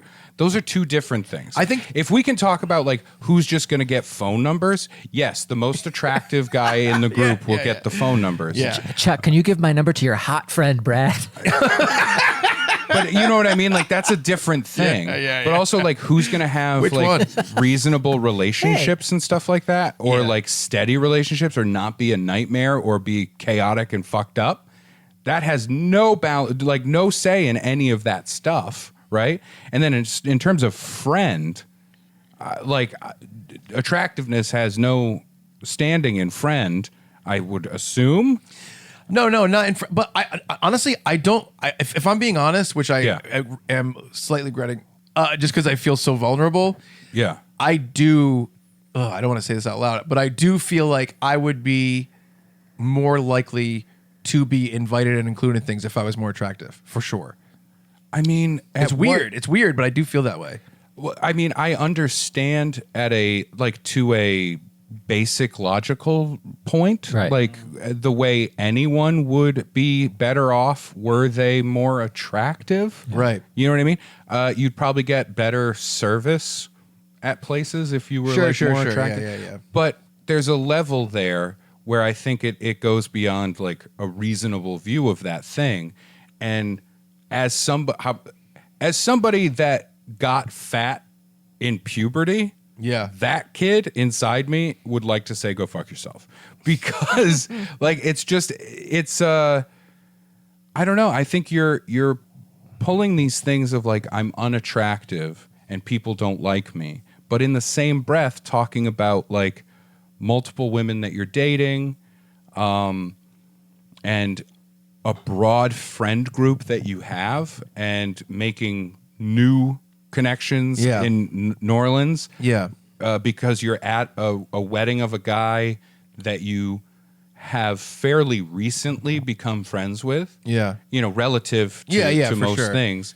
And you're there and you're doing your thing. And it's like, I understand your insecurity and I understand the level of like self-loathing that has to go on with that, because I feel it and I have it too. Our two little monsters can go hang out and they can tell it. They can come back and tell us, I think that guy hates me. My little monster isn't even invited to this party. Your little monster's on a list. Yes. Several. Have you seen this little monster? it's 3 a.m. Brad's out on his porch going, where's that little monster? Yep. But I get it, and I don't want to sound too harsh or anything like that. Please know, in this conversation, which we're so far down this path, I don't even know if this is a podcast anymore. If this episode comes out and this part is in it, I guess it is a podcast. The frustration part of me, just please know if I'm sounding like I have pushback, or if I sound harsh, or if there's frustration in my voice or anything like that, it's only coming from a good place. It's coming from a positive place of essentially like, what the fuck are you talking about? I know. You know what I mean? People don't view you that way. I feel and like fuck you, because I'm pretty sure people view me that way. You know what I mean? I can get there. I can get there logically sometimes. Yeah. Yeah. But emotionally, it feels impossible. Yeah. And I think what happens too is like, like let's say you just took a random week and you're like, Monday, this shitty thing happened to me from this platonic friendship. Then this shitty thing happened to me when I tried to talk to this woman. Then this shitty thing happened to me in my work life. Like this Monday. person just stopped working with me for no reason at all and didn't talk to me anymore. Right.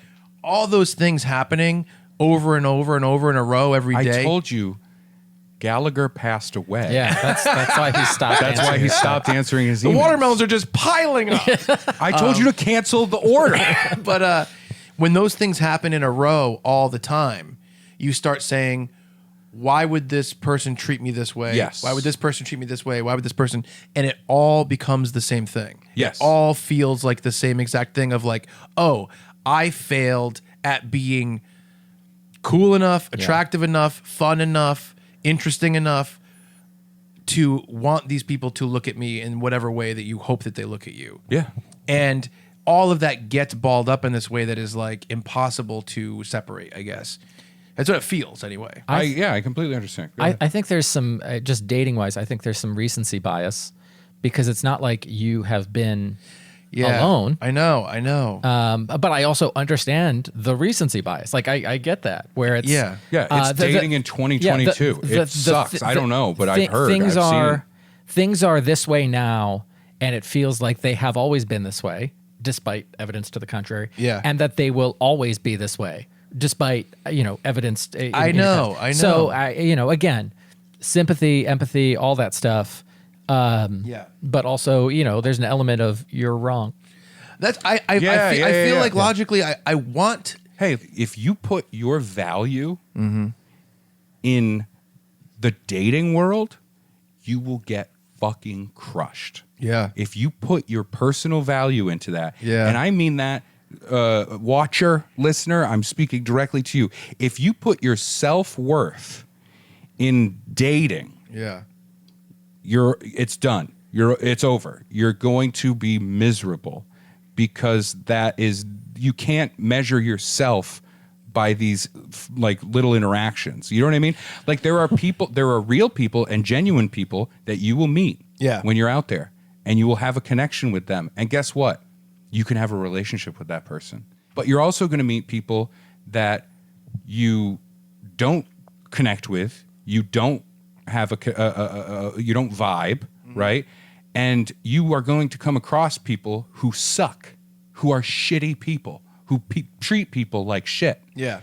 Those people are going to treat you like shit. Yeah. Because they treat everybody like shit. Yeah. You can't say that person's treating me like shit because I'm a piece of shit. Yeah. You know what I mean? You don't even know them. This girl that ghosted you 3 times. Yeah. You don't even fucking know her. Yeah. She's probably a shitty person. You know what I'm saying? And I'm Yeah. not trying to make you feel better. I'm not being your mom and going, well, if they don't like you, they're not worth knowing. You know, none of that shit. I just mean literally bare bones, academic, scientific fucking statement of dating sucks because you have to meet a whole bunch of actual real people from the world. Yeah. And guess what?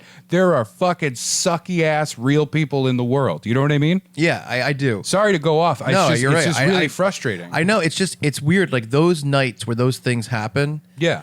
I spiral so deeply. Yeah. And I'm Right. just trying to find what do I do to get out of that? Is essentially the reason I brought this up Yeah. is because like last night was one of those nights after I hung out with that person. I felt so bad about myself and I'm like, this is like unmanageably bad.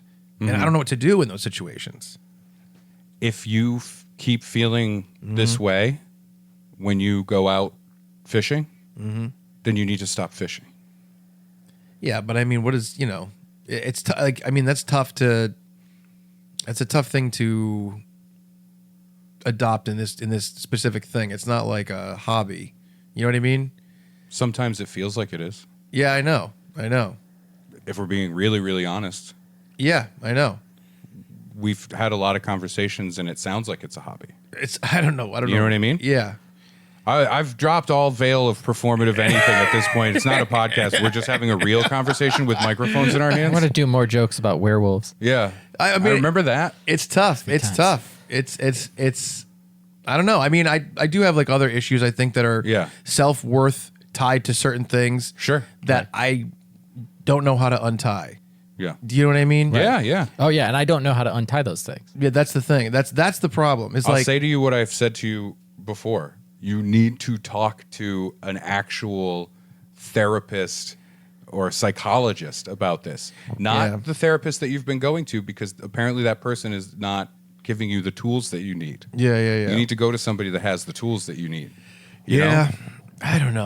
That's what I'm saying. Hey, if this still is a podcast, which it should be cut way back, somewhere way back. We're a trio of good soft boys, sensitive boys, Marshmallow Men. and we're saying therapy can help. Marshmallow Men. And also having these kinds of conversations with your friends, Can I help. think, is a helpful thing. That's why I wanted to have this, and I did. So I'd say go from the wedding fun anecdote that you did, cut there, go all the way to here. And when we said, hey, wait. therapy is a good Include it. thing, cut right there. no, include we're it all. keeping it all. I think I've got a good idea now for your K-Pod episode. Oh, Wait, isn't a K-Pod yeah. a coffee thing? Yeah, I think it is. Yeah. Instead of K- Am I no, wrong? it's K-Cup. K-Cup. K-Cup. We're good. Whew. Oh, K-Cups take pods. Nope. Keurigs take K-Cups, but then like a different one, a different instant coffee maker takes pods. Okay, so you we're guys perfect. said K-Pod, okay? I came to the table with it's a podcast like that is a boy band style thing like K-pop. 2.5 lines in his notes. Listen, I said, and it's in my phone. Start a cake pop. It's a cake pop. I think this episode should be called Sad Meat. Remember that one? I liked Sad Meat. I think this episode should be called "Listen to like a little bit at the beginning and then." I think it should be called the lost episode of Fun Bear. Yes. That's actually a funny name. We should absolutely call this one. Remember that one that we didn't put out? What was that one that we didn't I put think out? people will appreciate some vulnerability Yes. because there hasn't been that much. It's been a Yeah. little tiny bit. Yep. This one is a peek behind the curtains, and we did literally like 70 to 90 minutes of goofs up front. You know what I Yep. mean? 15. No. Up front, because all the werewolf stuff was a goof. Oh yeah. all that the goof was a stuff, goof, all the yeah. stuff making fun of me for saying my photo booth Sure. thing. We didn't make fun of you. No, but the fun stuff. we made made fun. light of. the I made goofs. fun. Oh, he was ridiculing Yeah. the shit out of you when you got up to go pee. You got up to pee. Killing the shit out of you. Yeah. He said some stuff, right? Yeah. At one point, I said, okay, Brad. And I was wiping spit off the side of my face. You're trending on Truth Social. Yeah. Yes. I will say this too, speaking of being vulnerable and stuff like that, this has been difficult for me because I developed this kind of openness with a fellow comedian and friend of mine, Derek Furtado, when Yes. we had a podcast with Ray and Derek. Yeah. And it was normal to do this kind of thing. And we have not done that on Yeah. mics. We've talked on the phone a lot. Yeah. Full disclosure, Chuck and I have talked a lot like that and about things like that. Brad, I feel like we haven't had an opportunity to do as much, but we still have shared quite a bit. Yes. Yeah. It is difficult for me coming into this because with Ray and Derek was an organic thing that we built together, and the listenership that was there for it. And as we've discussed, like some people are not. I know that. I'm not, some people are from the Chuck and Brad world. Some people are from the Ray Harrington whatever world, and, stand-up comedy and people coming in. And there's a real thing of like, I don't want to be too open yet. I still feel closed off. I really do. And I feel defensive about some of the stuff that we do. And it's weird. And it's a weird pull. You know what I mean? Yeah. Right. Some of it is the three of us coming together and getting to know each other. Some of it is, for lack of a better term, maybe ego stuff. You know what I mean? You and I kind of butting heads a little bit. And some of it is just general vulnerability stuff, right? Yeah. Like having a bad week. Having a bad day. I have a whole thing that I think we should talk about in the future at some point about just like, it's hard to talk about this stuff because it makes you feel like less of a cool, secure person. Sure. And part of it is supposed to help, but then it's like, well, do people then see you as this flawed, insecure, uncool person? Yeah. So it's like, does you're not bold and cool anymore? Yeah. Does it make it worse? I don't even know the answer And to you that. know what makes it fucking harder for me to navigate? What I do for a living is stand-up comedy. Yes. You do not open up like that. You know Yeah, what I mean? yeah. You can't. I am honest and genuine in my Right.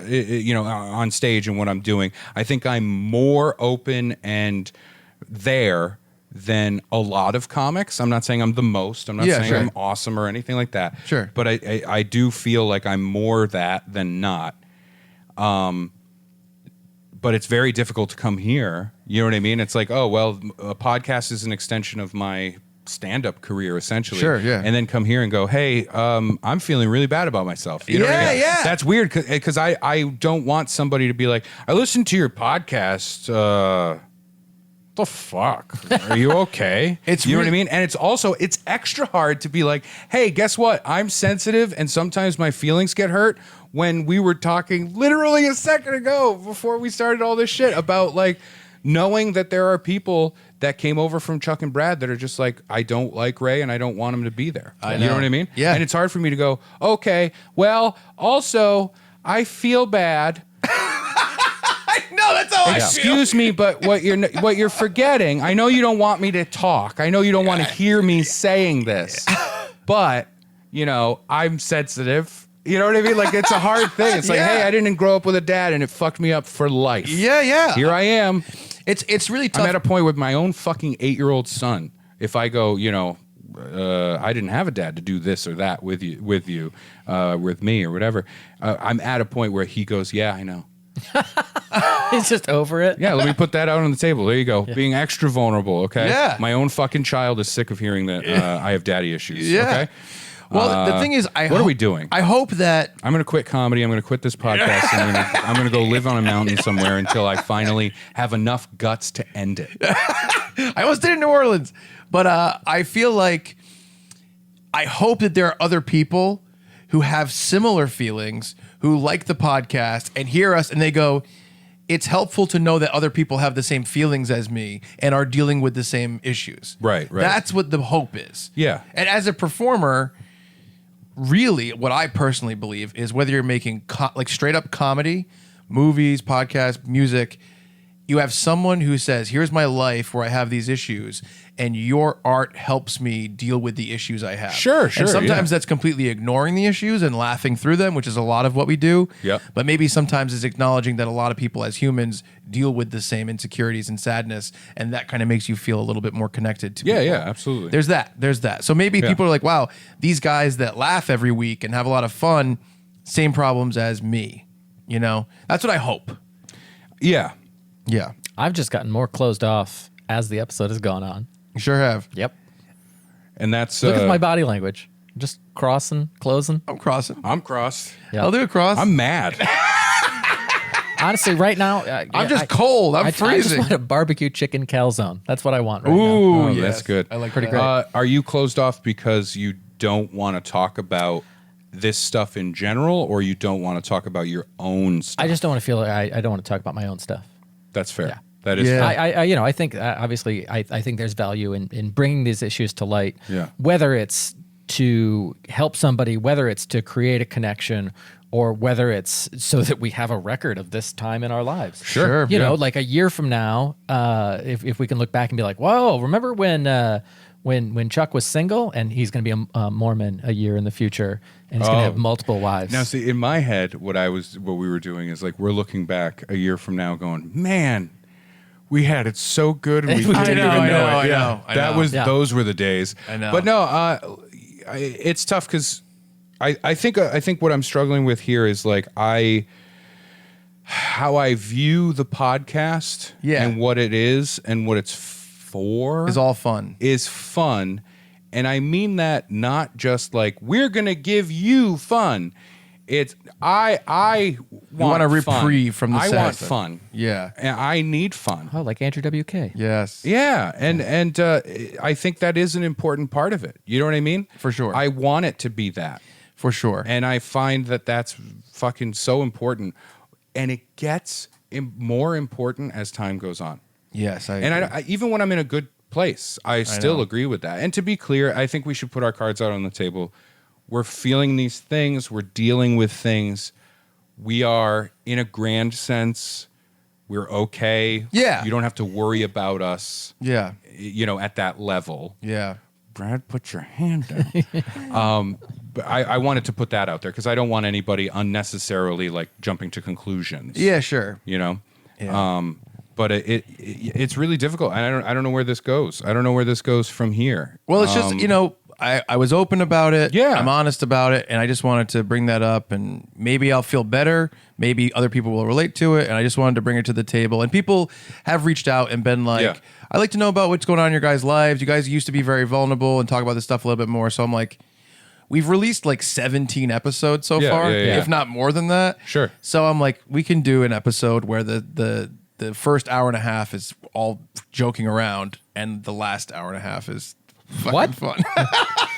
Holy smokes. Fuck. Wow. Yeah, but let's close up World the podcast record. Right. because these cards are running out. Oh my Yeah, gosh. and next time we do this, can we spend a good chunk of time talking about how watching my son age through periods of time that basically after he grew out of being a toddler, Yeah. I just realized that time is the only real enemy and it Yes. will kill all of us. Yeah. I put that in a song. Yeah, and I miss that. I will never get that time back. I will never get Yes. that experience back. Yes. And that I actively have to mourn my own child who is still here and I love and I go through these other experiences. Yes. But I mourn every fucking day that passes. Can Yeah, we 'cause talk you- about that at some point? Yeah, well, because if, you're like- there's a barbecue chicken calzone next time, of course we can talk about it. Okay. Totally. All right, let's close it up. Friends, thank you all so much for sticking around through a marathon episode of Fun Bearable. Chuck's a werewolf. Remember we did that? Chuck's a werewolf. Watch out for full moons. If you want to write in, send us an email, funbearablepod@gmail.com, or find the email link on funbearablepod.com. You can hit us up on social media, funbearablepod on everything. For Chuck Staten, possibly a werewolf, and Ray Harrington, my name is Brad Rohr, and we are so sorry Sorry. for being Funbearable.